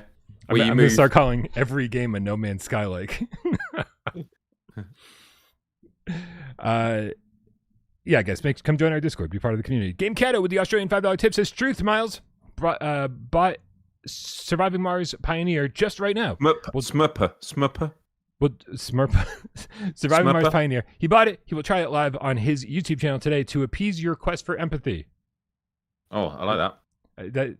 That's. I had no idea that's how Quest for Empathy works. I didn't know there was empathy on Mars, but it's good to know. Well, when you're the only one there, it's very easy to have empathy for everyone there. You can have empathy for rocks and potatoes, mashed potatoes. How about the Twist? Can I have empathy for? Tell me, baby, do you like it like this? What? I don't know. He says, see, I can shamelessly self-promote too. Honestly, Listen, I hope you have a good time with it. Thank you for buying it. This is it's so interesting. As I said at the beginning of the stream, I woke up very, very late, and about 29 minutes before the show was supposed to start, didn't have a thumbnail, didn't have a live stream, didn't have anything together, and I was just like, man, I gotta put something together. I'm still not exactly sure what I called the stream, but I know it was something that I was like, ugh, that sounds like I'm getting paid by Impact to say something about how like you should own this game, or it should be your next PlayStation VR2 game, and I do firmly believe it. I fell in love with Surviving Mars Pioneer. I did not fall in love with this game based on the trailers. I did not fall in love with this game based on the description. I fell in love with Surviving Mars Pioneer by playing it. And again, this gameplay footage I think looks boring. And if you could only feel what I was feeling going through this, and saying, okay, I gotta hurry up and mine this so I can make this, and then you make that thing, and then suddenly you've got a whole nother list of tasks, and it's just this constant drive, constant momentum forward. You're not going to want to put the controllers down, and I wished, and hopefully the review conveyed it better than this raw gameplay footage does. But man, as somebody said in the chat earlier, Brian doesn't give out 9s willy-nilly. No. And I hope you guys understand that that's true. I was wrestling with the score for a while, and then finally, like, by the time you're 30 hours into it, you're like, bro, like I was thinking high 8s for a very long time, and then just for sheer content alone, dude, the amount of hours you're gonna get out of it, it's a $25 game that you can just, I think easily spend 30, 40, 50 hours with. Now, my hope is that I want to get back in there, Miles, and I want to use what I've already built, but I don't want to just put that aside and start a new game. I would love if maybe there was a new game plus option that let me do the survival difficulty, but with what I already own, right? Something along those lines. Yep. And that might be a big ask, but like I said in the review, I feel guilty for even asking, because I feel like they already delivered so much content here, and I had such a great time for such a for such a low price, that I feel guilty for even asking for more. But I think that's what happens when you play something that you love, is you just want more of that thing that you love. So my hope is that this does sell well, and that we can get these additional game modes, and double the playtime for everybody if a new game plus mode was offered. So I say pick it up and give your feedback to the developers, and also give your feedback to us. Let you know, because I always feel so much better when I find out that the game that I've loved for the last week, you guys end up loving as well. It makes me feel validated, right? That like I wasn't just in my own little world loving something. It's like, oh, it turns out that it has universal appeal. It wasn't just a Brian Paul game, right? So please let us know what you think of it, dude. That means a lot, and it will mean a lot to the team. Like everyone at Impact Reality, massive fans of this community, you and the show, and this community that's been built. And I'm actually the same as you. When we first got keys for you and AJ, I was like, I've been playing this a shit ton, and like, it's definitely not because I'm working on this. Like, this is really, really good. And like reading in the chat now, Flamehat the Game Cat says, I really like it so far. Quite a lot to learn, but it is addicting and hard to stop playing. That was exactly how I felt. I was playing it till like 3-4 in the morning after work. I'm probably going to play it tonight. And the whole thing about giving feedback, this is what I love, is like Impact Reality is made up of, I mean, look, all VR companies are made of people that love VR, but like we are, a lot of us have podcast shows. We cover games. We're gamers first that are just lucky to be in an organization that gets to work with great developers and work on our own games and stuff like that. If there are any suggestions, if there are any bugs or anything, like, reach out to us, message us. We're not here to shy away and deflect critiques. We're here to learn from it and work out how do we make a 9 out of 10 game a 10 out of 10 game and keep pushing it forward. And actually, when I saw your review go up, and I was very I didn't race to the ending to see what the score was. I thought, no, I want to see where this goes. And when I saw the 9 out of 10, I was shocked and very humbled by it. And I passed it on to the Bulwark team, and I was like, 9 out of 10s are not a common thing from Brian and without Parole. So like, you guys have done well, and they have worked so tirelessly. They are a small dev team, Bulwark, and they've done a great job here. And like you, I hope that this does well, because there is just so much potential of where this can go next.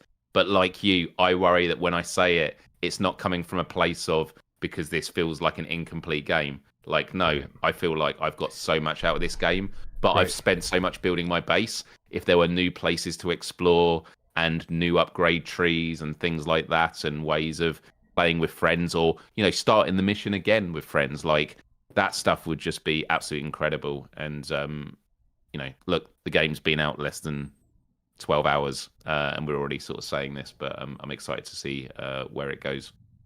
Yo, shout out to Levels and Lives in the chat. It says, just bought a PSVR2 last week. Holy crap, Resident Evil Village is fucking incredible. It sure is. Sure is, man. The first time you fire a shotgun in that game and you feel the headset rumble, you're like, I didn't expect that at all. Yeah. Listen, as far as this goes, you know, I so frequently we see teams like Vitruvius get exponentially better with every single release. You know, going from Mervils to Shadow Legends to Arcanage to God knows what's next. It's been very fun to watch Bulwark Games go through that same type of journey. We refer to them as the Genotype developers, but if people don't know where they were on the PSVR 1, they were the Dick Wild developers, right? And Dick Wild 1 was a stationary wave shooter, right? And an intensely difficult stationary wave shooter where you actually had to dodge a lot IRL in order to, like, you know, get out of the way of oncoming sharks that are jumping at your face. And it was really fun. And then Dick Wild 2 was like, they converted into a rail shooter, multiplayer rail shooter co-op, where you go down rivers on a raft, right? And so it was a massive step forward. And then Genotype was like, you know, a Metroidvania. And then this is the deepest game they've done mechanically. And it has been very fun to watch Bulwark Games evolve like this. And, you know, Surviving Mars came out today, and I'm already like, I wonder what their next game is going to be like. You know, it's just a fun trip to watch these developers take. You don't get that as much on the flat screen side of things. I don't, or at least I don't think you do, right? I think you, or maybe there's just more of an emotional connection watching these developers in the VR space because there's fewer of them, right? And so every time they release a game, it's a bigger deal. Yeah, it's more indie. It's you know, gaming space overall is tough, but it's even tougher in the VR space. And so I think naturally, if you're working in VR, you're not doing it as a solely business perspective. You're doing it because you love and you believe in it. Yeah. Like we always talk about this, don't we? The fact that VR has been subsidized by the goodwill of the players who keep championing it, the creators who are talking about it, the developers that are like having these ideas of like, this is where I think the medium can go, and then like the publishers that sort of give life and marketing for these things to happen. So it does feel like a golden era for VR. And I was very taken back when I played this game, and was like just surprised by how many hours I was spending in it. Yeah. Can we talk about, I texted you a question earlier today regarding the Pro version. Can we? Oh yeah, dude, we can talk about it. Whatever. Like, yeah. All right. I just wanted to make sure I wasn't fucking telling tales out of school and shit. No. There was a minute yesterday where the Pro version of the game was better than the base PS5 version. Okay, this is all part of like the kind of back and forth patches that went on over the last 36 hours. And it was using a higher super sampling in the focal point of DFR, and it looked better. Like this game has a little bit of a blur to it. It's got a little bit of it's got some shimmer going on. At least on the base PS5, I'm not noticing a difference. It actually gives you an option in the options. You have an option between 2x, 4x, and 8x, I believe, anti-aliasing. And I'm not noticing a difference when I switch that on the base PS5, but I was noticing a difference on the Pro. yesterday, but then not today, right? Again, this back and forth of like things were implemented and then things were kind of ripped out. It sounds like Bulwark Games is going to be re-implementing the super sampling options, making the anti-aliasing options actually worthwhile on the Pro. But I don't think we have a timeline for that. No. The timeline, in my opinion, for them is having a lot of sleep this weekend because they have been absolutely at it. But yeah, look, early next week, there's already going to be things that they're working on. There are things that have been flagged up by the community. It'll come as no surprise from me. It's trophies. For those that don't know, when a game has not yet been launched and there are just review copies, you don't actually see the trophy list. So trophies will pop, but you have no sense of which ones haven't popped. And so I was looking at the Steam achievements to see, and I completed the game and I was pretty sure I'd done everything. But now the trophy list is there. There are trophies through my playthrough that didn't pop, and so I am going to have to replay the game for some of them, which same. I am happy to do. Yeah. And yeah, same for you. And that's why the question of like how long will it do to take a second time. But those have been worked on. I think some of them might still not be working. And if that is the case, those are things that will be worked on as soon as at the start of next week. So yeah, if there's any things that are found, just let us know and we will sort it out. But yeah, on the Pro stuff, like there are optimizations that can still be done, and it's all going to be based on community feedback and that. So yeah. Listen, just having it run just a little bit sharper on the Pro. That's all I'm looking for. And like I said, for a brief moment, it did run a little bit sharper on the Pro, and so we know they're capable of doing it. And as soon as they've got a solid build in order to make that happen without breaking anything else, I guess we'll be seeing that at some point. Scott, the PSVR GameCat for Life in the chat says, can you play seated? Because I'm still on crutches. Yes, 100%. I played the first hour and a half of this game standing up, and then the next 25 hours sitting down. Like, I just never stood back up because it's so, like, get a comfortable chair and just lay back and you're just gonna be doing this a lot for 20 hours. Dude, I normally hate playing games where you're standing in the game, seated. But this game, I'm like, no, this is cozy. And actually, thinking about what you were saying earlier, for me, this is one of the coziest survival games I've played in a long time. It kind of reminds me, in the cozy aspect, of like Dredge. Dredge is it's like it has survival elements to it, but like it's a scary Lovecraftian game, but it's kind of cozy. And that's the thing about surviving Mars. There's just something really just chill about it. One of my favorite things is like when the weather changes on Mars or the climate and stuff, you just get into your base and then you can hear like the dust hitting the side of the buildings and stuff like that. That can be great. So, yeah. Well, the last thing I was going to say, Brian, on the feedback thing is just to give people a sense of like how things work with our team. I've got a great team of content creators, but also community folk, Melody and Ashley, big shout out to them. They have documents that they create, and so what they'll do is anytime someone is live streaming or commenting on Twitter or anywhere, they'll log it down and like any feedback. So I want people to know that if you're ever messaging, like in the live chat, it's going to be a bit more difficult, but like we are taking notice. But like when people are live streaming or doing reviews, Brian's review was we were talking on our internal Slack. And there are discussions internally about the critiques that Brian had, and they're like, "What can we do to adjust this?" So I want to be absolutely clear with people that I'm not here to say that everything that you critique is going to be fixed, right? But we do listen, and because like we have play testers leading up to it, but the best kind of play testers is when the game is out there and you have thousands, tens of thousands, of 100,000s of people playing a game and detecting things that we haven't before, because you'll know what is working in the game and what can be improved on, and this is definitely not a finished job. Yeah, the improvements that I'm looking for are fairly minimal, right? Like when you're driving and there's no and there's no rumble in the controllers, like why is that a thing, right? Like just some low level rumble, something just to be like, oh yeah, I am pushing these levers forward. Make me feel that you're pulling anytime you pull a lever in the game, it makes a ka-tunk sound. Yes. and I would love for that to be accompanied by a ka-dunk, haptic effect. Those things are really, really effective. But I think it says a lot where I'm like, yeah, there's a bunch of little things like that. There's another one that's really strange, but I didn't even mention in the review because it's like, because 30 hours in, you're not thinking about this kind of stuff anymore. Where I'm using smooth turning the whole time, walking forward or jetpacking forward or whatever it is, and then if I use smooth turning, everything slows down as I turn. Like it's, oh yeah. Right, my character's not keeping the momentum moving forward as I turn. It slows down so I can turn, and then the momentum picks back up when I'm done smooth turning. So there are little things like that I think people are going to notice. But again, there are all these, for a game to have all these little issues and then still have me feel like it deserves a 9. I'm like, I think that says so much more to the gameplay.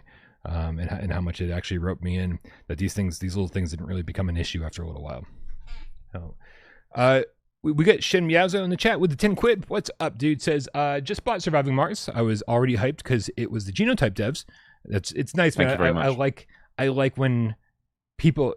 This is kind of like the community I like to foster, right? Where we all are knowledgeable about this stuff, right? Where we know about who's making these games. And so when a game like Surviving Mars comes along and people are familiar with like, oh, these guys made Genotype prior to this, they made Dick Wild prior to this, right? I love that we've got like an educated group of people following these games. You know, I think that we have our viewers are more educated on who's making what internally than I think a lot of channels might have, because we talk about this constantly. So I love that Shin Miyazo bought this game purely on the fact that he was a big fan of Genotype. He says a 9 from Without Parole sealed the deal. Well, I hope I don't let you down, man. I hope you like it as much as I did, because I had a lot of fun. Oh, dude, we got to get caught up on these tips here. We got Snafu with the $5. Says, silly question.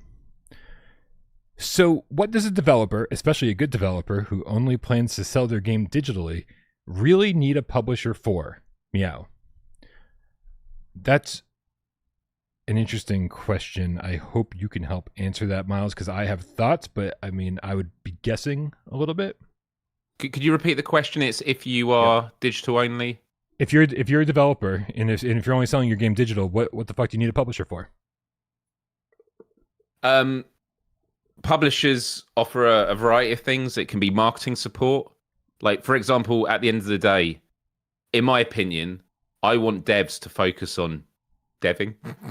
Like devs like are amazing at making games, and if we can say just keep doing that, and then, I mean, again, I can tell you a bit of behind the scenes stuff. Whether we are publishing or actually just giving PR and marketing support, I've created a form, right, that I send to developers, and as soon as we connect, they fill it out, and this form will ask them questions like, what was the inspiration for your game? Like, what is the music that is used? What are the VRAF mechanics? All these things. And it takes a bit of time for them to fill it all out. But it's like, right, guys, thanks so much. You keep doing the game. We're going to go away and we're going to make some social media content, or maybe some new key art for the store pages or descriptions, or, you know, Wes works on press releases and things like that. Things that take a very, very long time. And then we can show it to them, and I call it alignment. It's like, we want to make sure that we're doing stuff that's going to help your game, but also it speaks true to your vision and what you want to do.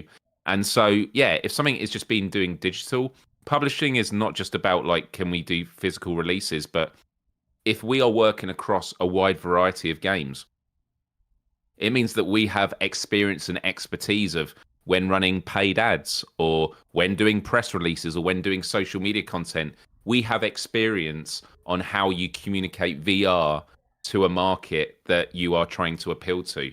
You're not having to start from scratch each time. Otherwise, you know, developers have to then start looking at YouTube videos on how to market their game and stuff, when I'm just like, guys, just work on the game, because that's what you're fucking brilliant at. So that's it. I will not contribute, because I think that was much better than I could do. Fifth with the Australian $2 tip says Surviving Mars DLC, Surviving Uranus. Oh, that's good. It is funny when I think about like the other things. I actually do feel like Surviving Mars is set up for DLC. just the structure of the game, and I felt this way about the Saints and Sinners for the exact same reason, because again, if you watch the review, you already know this. It is set up in the game is set up in kind of a grid, and you unlock parts of the world map slowly throughout the course of the game. As you find certain resources, you're able to scan certain areas and unlock them. And one of my small critiques of the game was that when you're driving through the world, you do go through these almost like mini tunnels to get from one area of the world to the other, and it fades to black. It says loading, and then the second you can barely read the word loading, and the loading screen disappears, and it's already fading back in, right? And part of me is like, well, if there wasn't any load time, why can't this just be seamless, right? Yeah. But rolling with the fact that that's how the game works,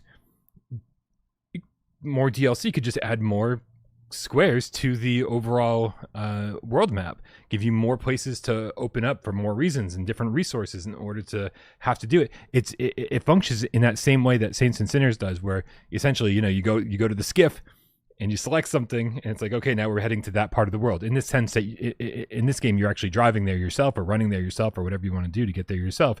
You're not just clicking a button on a map and then assuming that the skiff is going to bring you.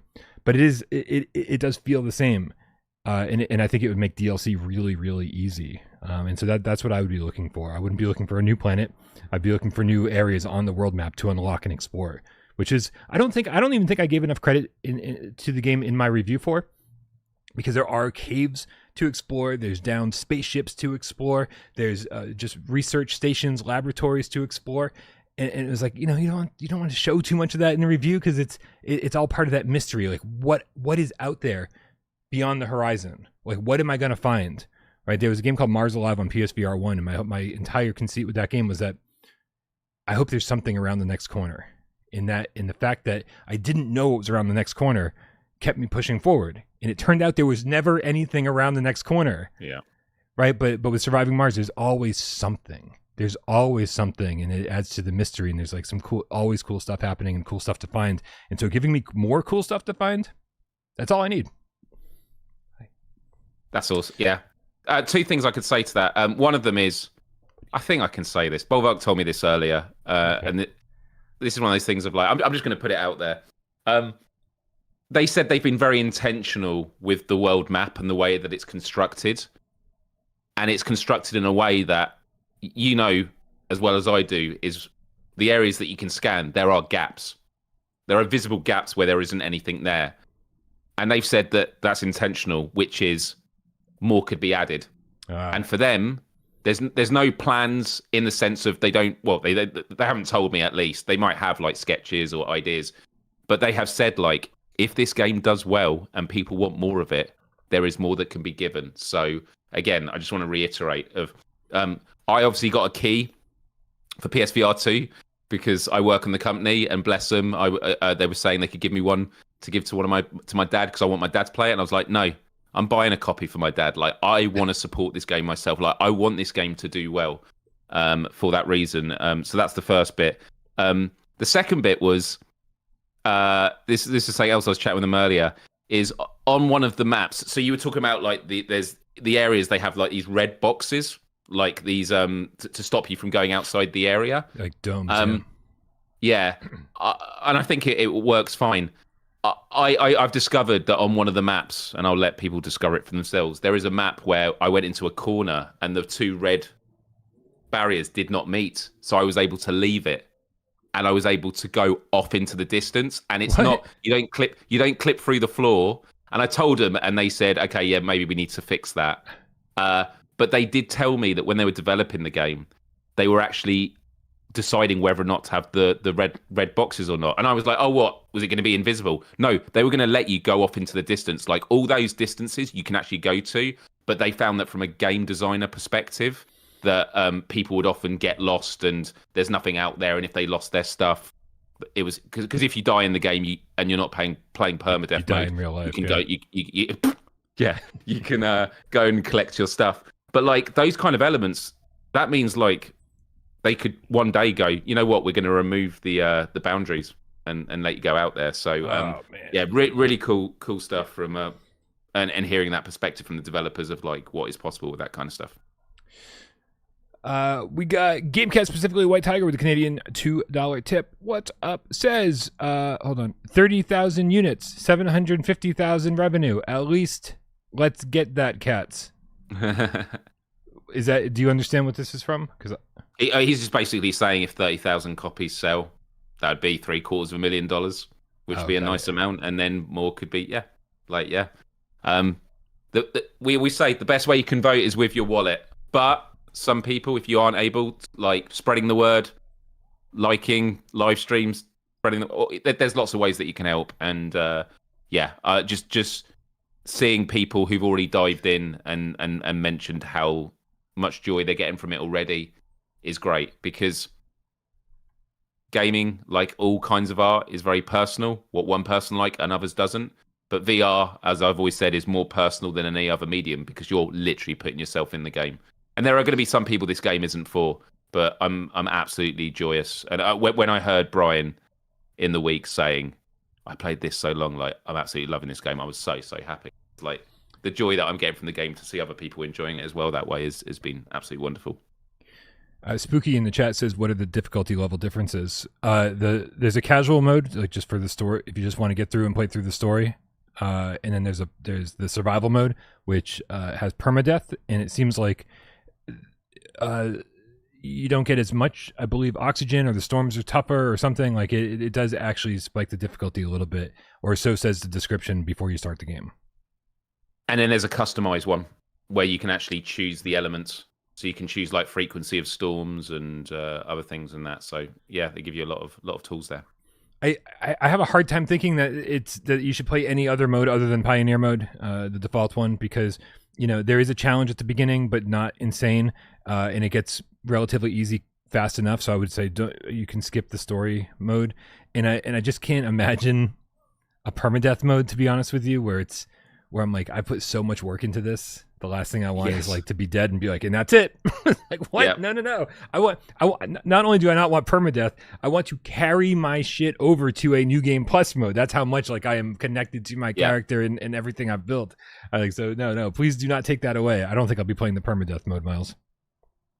Yeah, I'm the same as you. That was what I was thinking. Was like, this is going all right. I don't want it to ruin, because there was a time when my headset died, and so I was playing it without sound.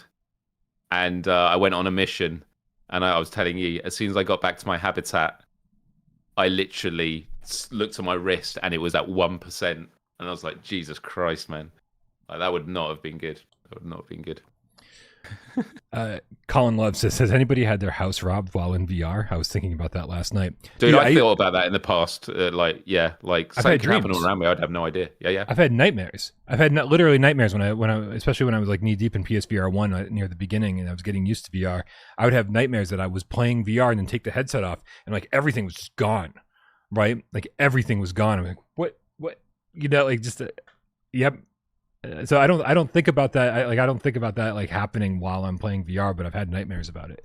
That's a good one. Okay, Dratchab with the $10 tip says, now I remember what I wanted to ask. Wes, Myles, can Flat to VR ask Take-Two about Bioshock trilogy? A man can dream. Yes. Yes. Yes, we can ask. Like, good talk. Yeah, no. Like there are constant like leadership at Flat VR Studios and Impact Reality. It's amazing the conversations that are happening, and obviously we all have we have a channel on our Slack which is like I think it's called like IP possibilities or something. It's basically every time we see a game announced that we're like, that would be cool in VR, we share it. So like the way that we all geek on the show about what we'd love to see come to VR. Yeah, we're doing that every day of like, wow, wouldn't that be cool? And we're very lucky that we get to have the conversations and stuff. But there's only so many hours in the day.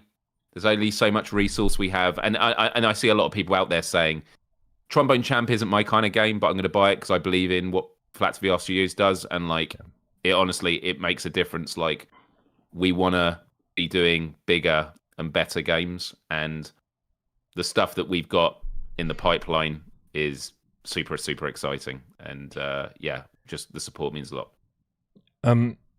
Yeah, and I think that Trombone Champ is a game that like you can just kind of tell without even playing it if it's going to be for you or not. I think Surviving Mars is a bigger question mark for most people, right? Again, because I don't think the trailers sell it. I don't think the raw gameplay sells it. Hopefully, you're listening to us and saying, "Boy, that does sound kind of fun," or "Man, they are excited about it." Maybe this is something that I'd be excited about too. Motorcycles on my end.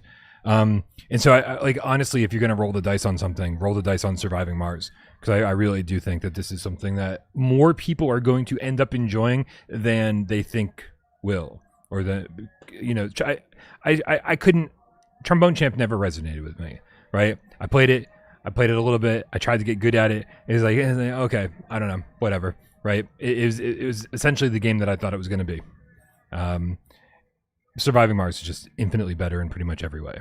So, yeah.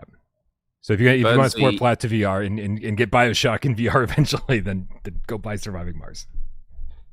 Burnsy8709 says, Miles, I'm curious. If the game was awful, would you tell us or just not speak about the game at all? A bit of a tricky situation to be in. What I would say is like, and it's been a long time since I've done Let's Plays, and I will be doing a Let's Play of this tomorrow, hopefully, if not Sunday. So it'll be nice to do that. I'm excited to start a new game in that way.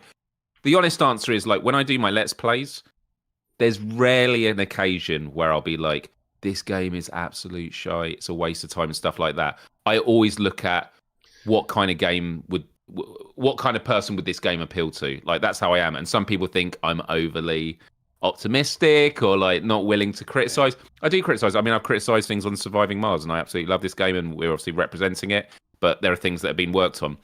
All I would say is, firstly, I feel very grateful to be working at a company where every game we've published has been freaking cool. So, like, that's the first thing. But also, like, if this was really bad, I might have swapped roles with someone else and said, "Hey, AJ, you do this one," or you would have just seen me be a lot lower key.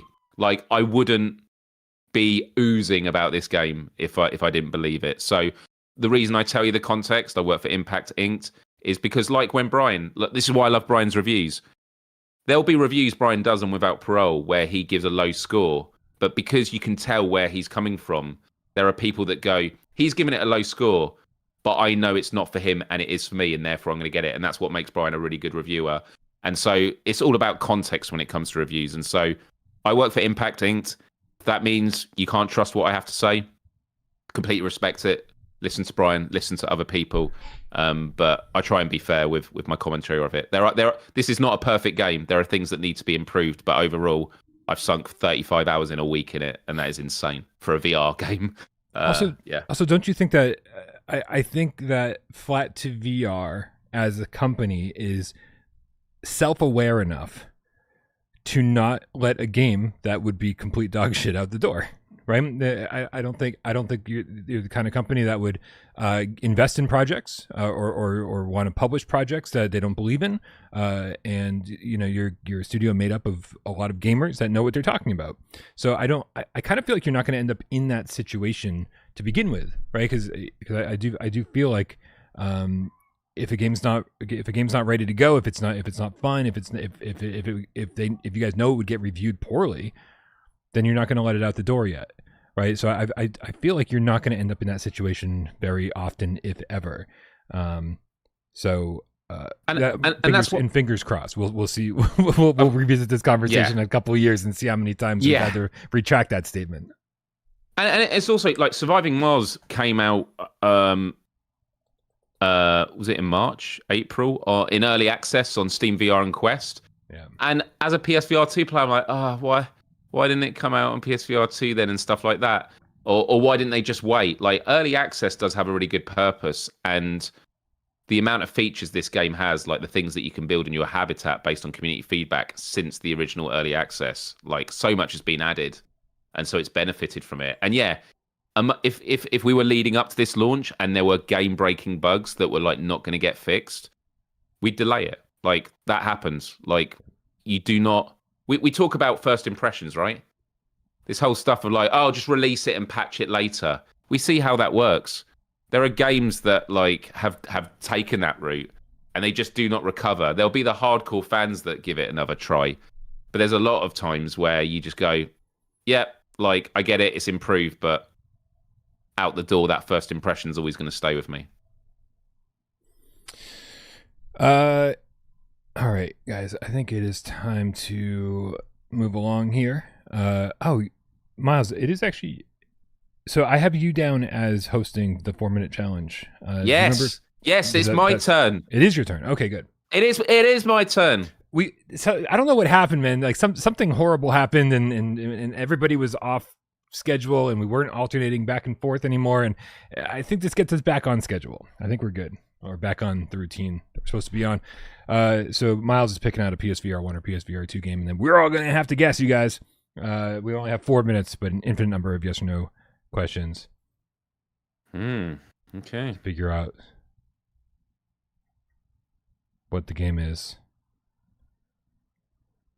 Myles, do you have a game, or do you need some time to pick one up? I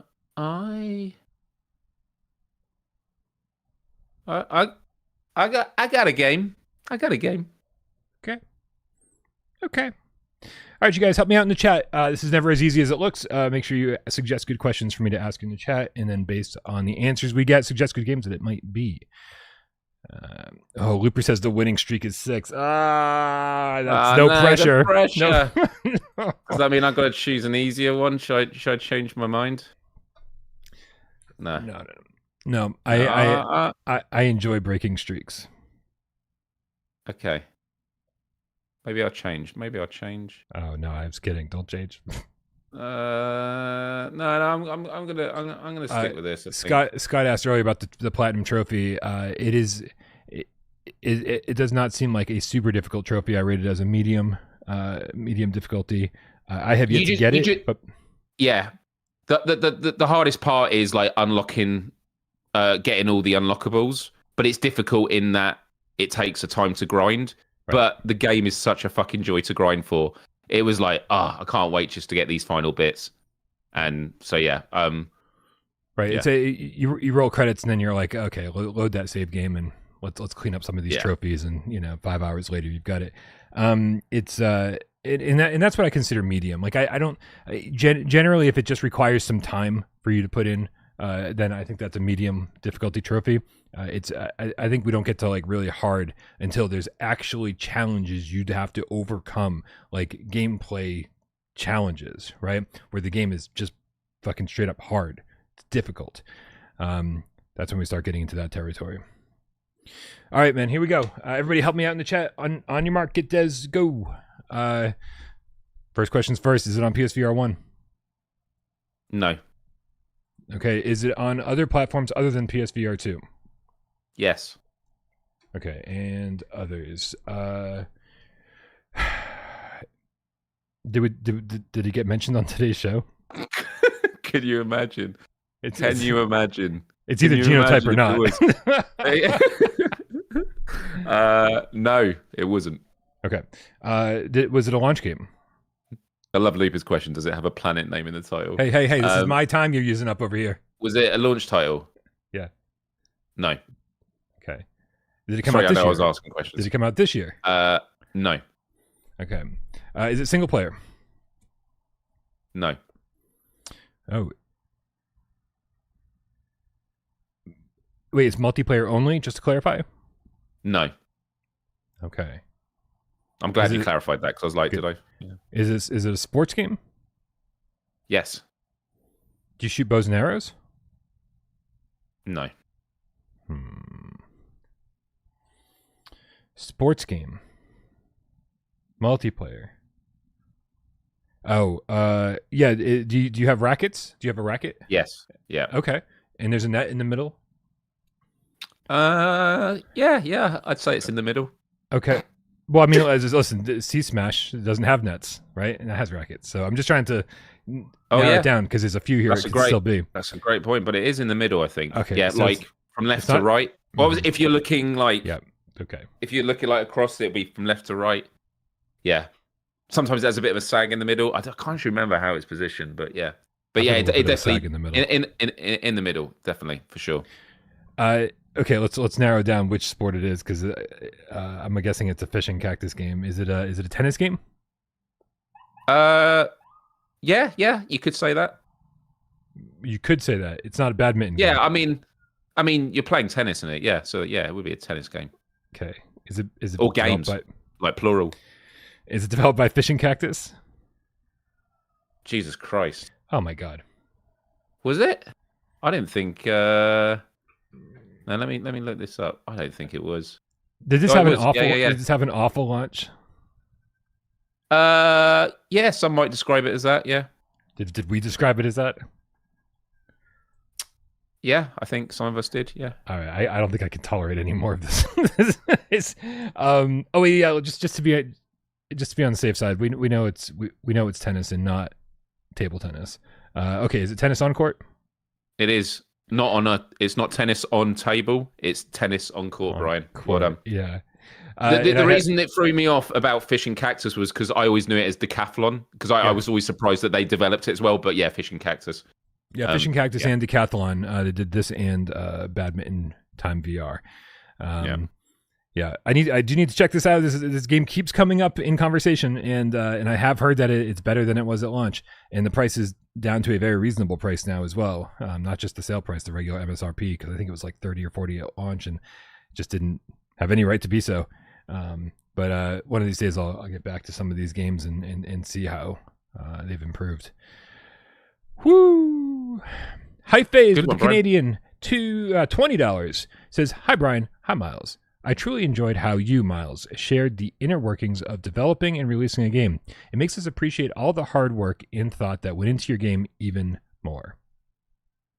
That means a lot. I know I go into a lot of detail, and I sometimes wonder if like, do people actually care and hear about this? But like, I always find it interesting, and especially going back to the thing of like, the VR industry is a difficult industry, and it makes, even when there are games that I review that aren't great, I always think about it of like, there are people that have put their heart and soul into it, unless it's like Chris Payne Hero, but we don't have to talk about that.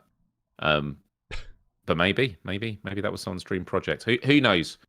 But yeah, this community fucking rocks. Yeah.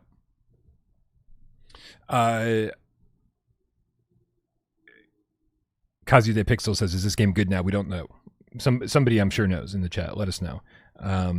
But do you have Mars bars in America, Brian? Sure. I don't know if they're still popular. I remember them being like around in a long time ago. Yeah. Why do you ask? Do you have Snickers? Snickers? Uh-huh. Because it's like a Mars bar is basically a Snickers without the nuts. Wait, isn't that a Milky Way? Oh no, Milky Way is it? Oh, it has that like milk chocolate. Is it white chocolate? Caramel and nougat. Oh god, it is. Milky Ways are good. It's milk chocolate on the outside, caramel and nougat on the inside. I haven't had a candy bar in like 20 years. We need to change that, Brian. It's so funny that like, I mean, and I'm not saying I don't eat poorly, because I do. I still have pizza when I shouldn't, and fried chicken or burgers or whatever, fast food when I shouldn't. It happens. But just candy bars, for whatever reason, that specific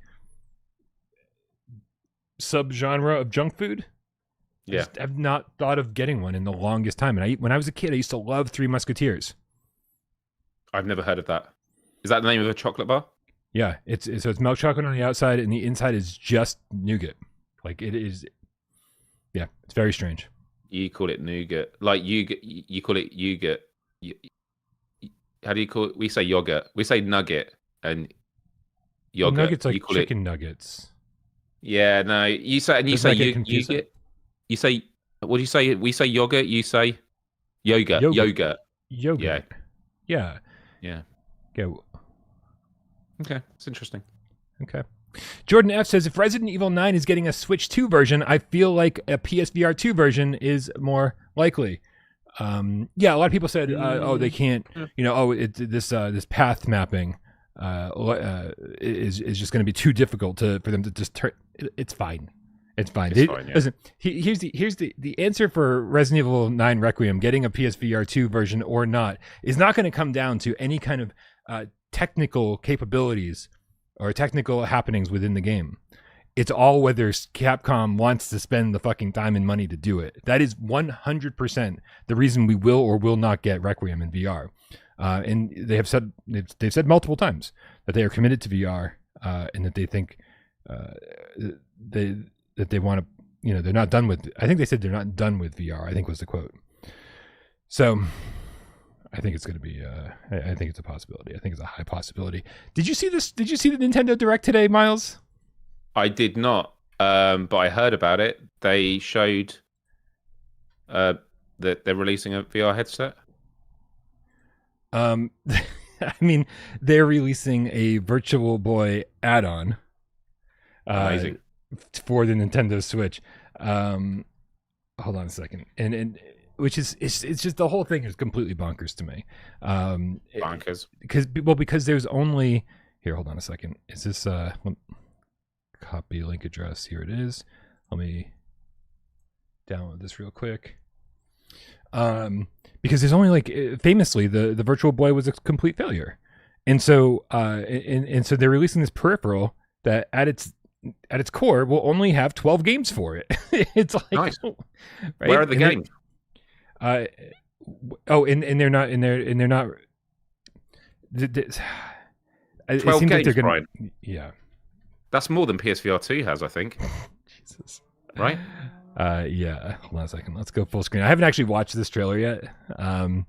It is so funny because I think a lot of people think of Nintendo considering Virtual Boy like this blemish on their record. Something that they don't want to even admit happened, right? But when I was watching the Nintendo Direct today, and I unfortunately had to tune out before this all went down. I was trying to get the review done. Nintendo just honors their legacy titles so much better than Sony does, right? With the remakes and the remasters. And I know people are going to complain about that, but if you don't like it, don't fucking buy it, right? It's like, but to be able to have these old games on a new system, it's great. And I would absolutely love if Sony, cared about their PSVR 1, PlayStation 1 and PlayStation 2, along with PSVR 1, of course, all of those games, as much as Nintendo cares about their old stuff, including Virtual Boy, which was an abject failure on so many levels. And here it is, they're bringing it back, right? With an actual add-on that you can slide your Switch 2 into. It's just crazy. And what are those two things that come out the bottom? Do they just stick in your neck or what? Have you never used a Virtual Boy? No, I haven't. I might buy a Switch. Oh, it's coming out on my birthday. Okay, happy early birthday. I might have to buy a Switch and Switch 2 and a Virtual Boy, and then start doing Let's Plays on them. I think it's also going to be for Switch 1 as well. So, do you happen to have one of those laying around? No, I don't. I was going to wait for the Switch 2. I'll do some Let's Plays. I do love my Switch. It'd be good on the live stream, right? Yeah. Yep. Absolutely. Get the social screen up. Yeah. So again, this is the early days of VR, which in all fairness, it's not even a VR headset. It is literally just a 3D display, and so yeah, it's so heavy that you couldn't strap it to your head, and so those two things that come down, it's a stand. So you set it up on a desk, and then you push your face into it, and it's so uncomfortable, right? There's pretty much no way to play it without getting neck strain, and then notoriously the red and black display gave people migraines. so they're like, remember how much fun you didn't have with this 30 years ago? Well, it's back. I love it though. I'm just so happy to see this, and it's so silly, but it's awesome. Again, not actually virtual reality, but a 3D display more than anything else. So that's all I got. That's all I got for that. But it was a fun direct. I think there's a lot of good stuff. I may actually play the Final Fantasy VII remake now because it's finally coming to Switch too. Oh, it is. Wow. Yeah. Dude, can have good time. I actually still own Rebirth. I bought it at launch, and it was just after I lost my job, so I was feeling depressed, and I was like, I'm meant to be playing a remake of one of my all-time favorite games, and I'm not feeling it. I'll come back to it, and it's been a year and a half now, and I've still not touched it. But I need to. It's because it's a 100-hour game.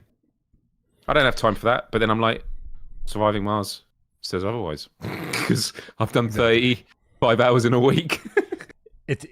When games are good, you find time for them. That's I've been saying this for the last couple months, but I only got a Switch 2 to play the new Mario Kart and the Breath of the Wild remaster or up Switch 2 version, And man, I've easily got 120 hours in Breath of the Wild. Wow. And I have no desire to beat it. No desire to roll credits and move on to something else. It's just there are games that are just so comforting to spend time in. You know, like you get used to the controls, you get used to how things work. You can play them without thinking at a certain point, right? And I think Surviving Mars became one of those games over the last week. Breath of the Wild has been one of those games. Breath of the Wild is I just turn on YouTube and watch videos while I'm grinding it out in that game. It might be more difficult to do that with a Virtual Boy strapped to my face, though. Anyway, World of Long Play says Donkey Kong Bonanza is awesome too. I think Bonanza is a game that like I feel like I'd enjoy, but I just the trailers and the conversation about the game just isn't really selling me. And plus, it's you know, these first party games that cost an arm and a leg. I think it's like $80 physical. Wow.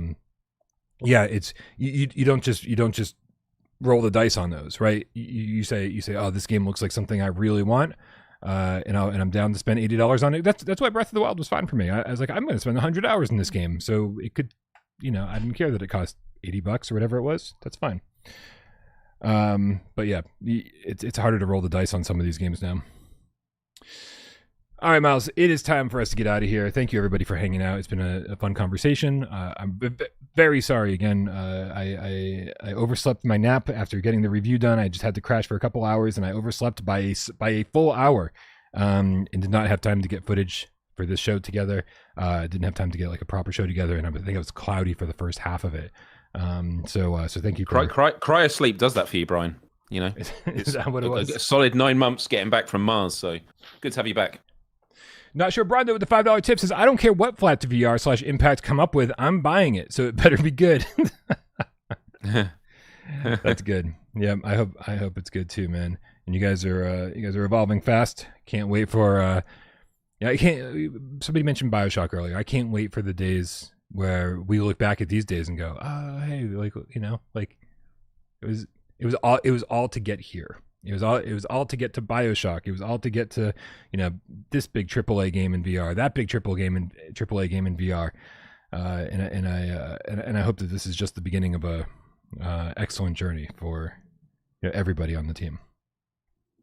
Yeah, dude. I mean, look, we just announced recently at Poppy's Playtime.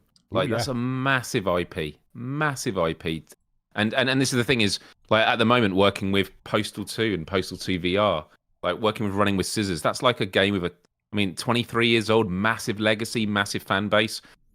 It's such an honor to be trusted with these IPs, and something we often talk about when we talk to the developers. Like let's talk about RoboQuest VR.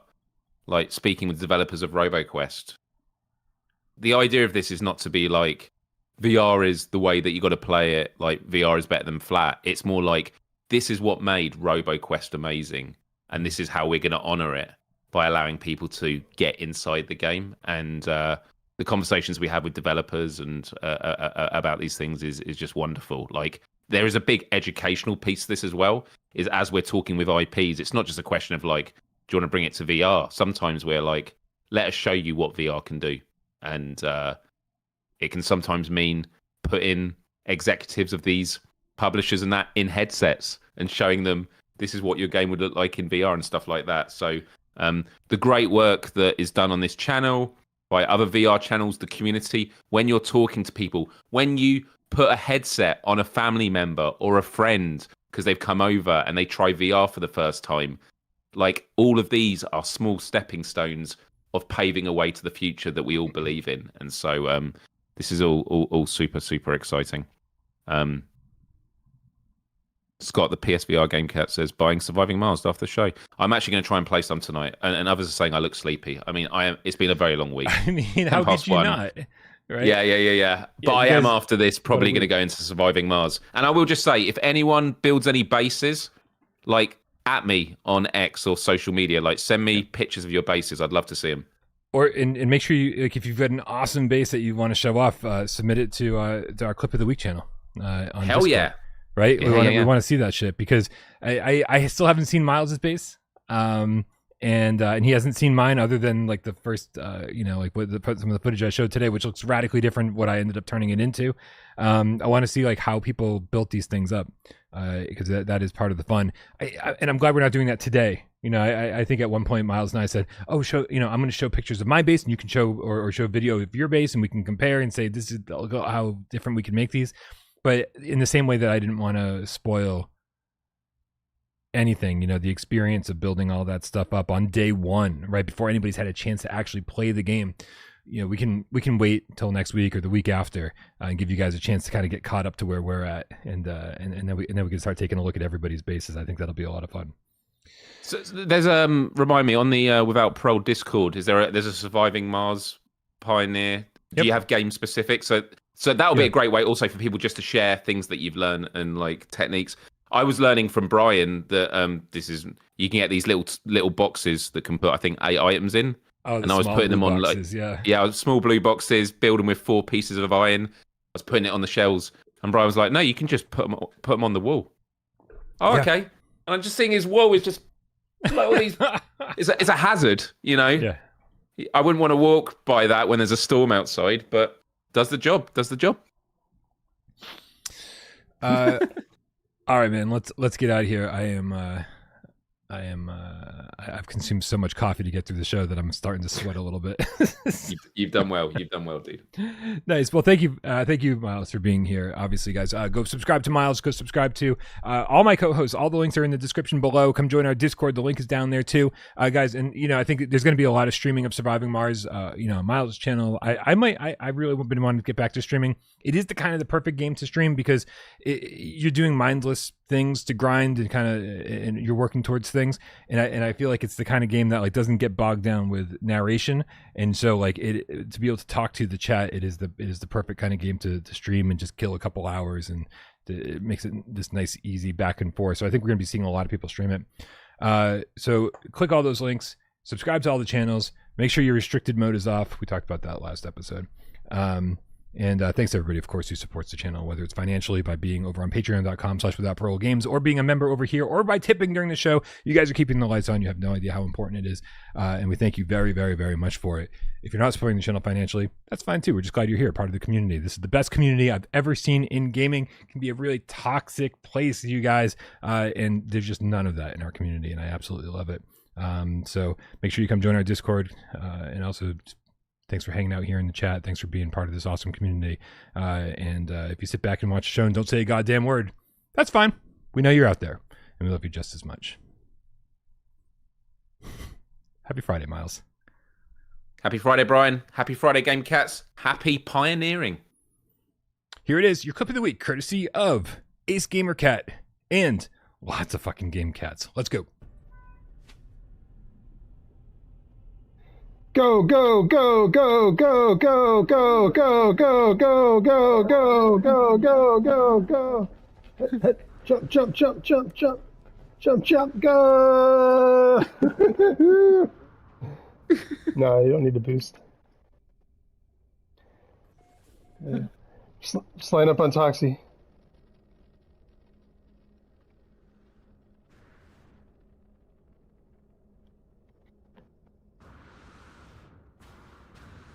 Man, how did Fuzzy get down there so fast?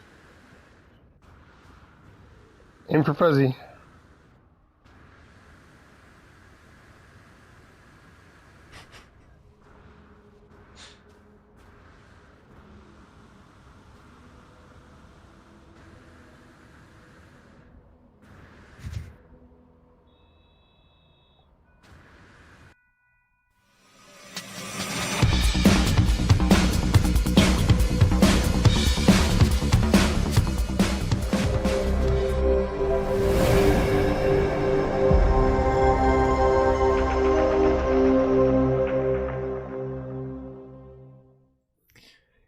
Yo, dude, I love that he said you don't need to boost, as in gravity isn't fast enough getting pulled down to this planet. Just boosting. You need to use the boost at the end so you don't break your ankles slamming into the ground. But no, they're like accelerating into the planet. Dude, okay, you can't do that in Surviving Mars. That is No. That is, dude. No Man's Sky is just amazing. When I see clips like that, and by the way, that was from our was it last Sunday or the Sunday before GameCat meetup? And it's just so awesome to see all these cats together and all skydiving from outside the planet's atmosphere. I mean, just absolutely incredible. So thank you for sharing that clip, guys. If you have a clip you want to share, make sure you submit it in our Clip of the Week channel over on Discord, and maybe you'll close out next Friday's show.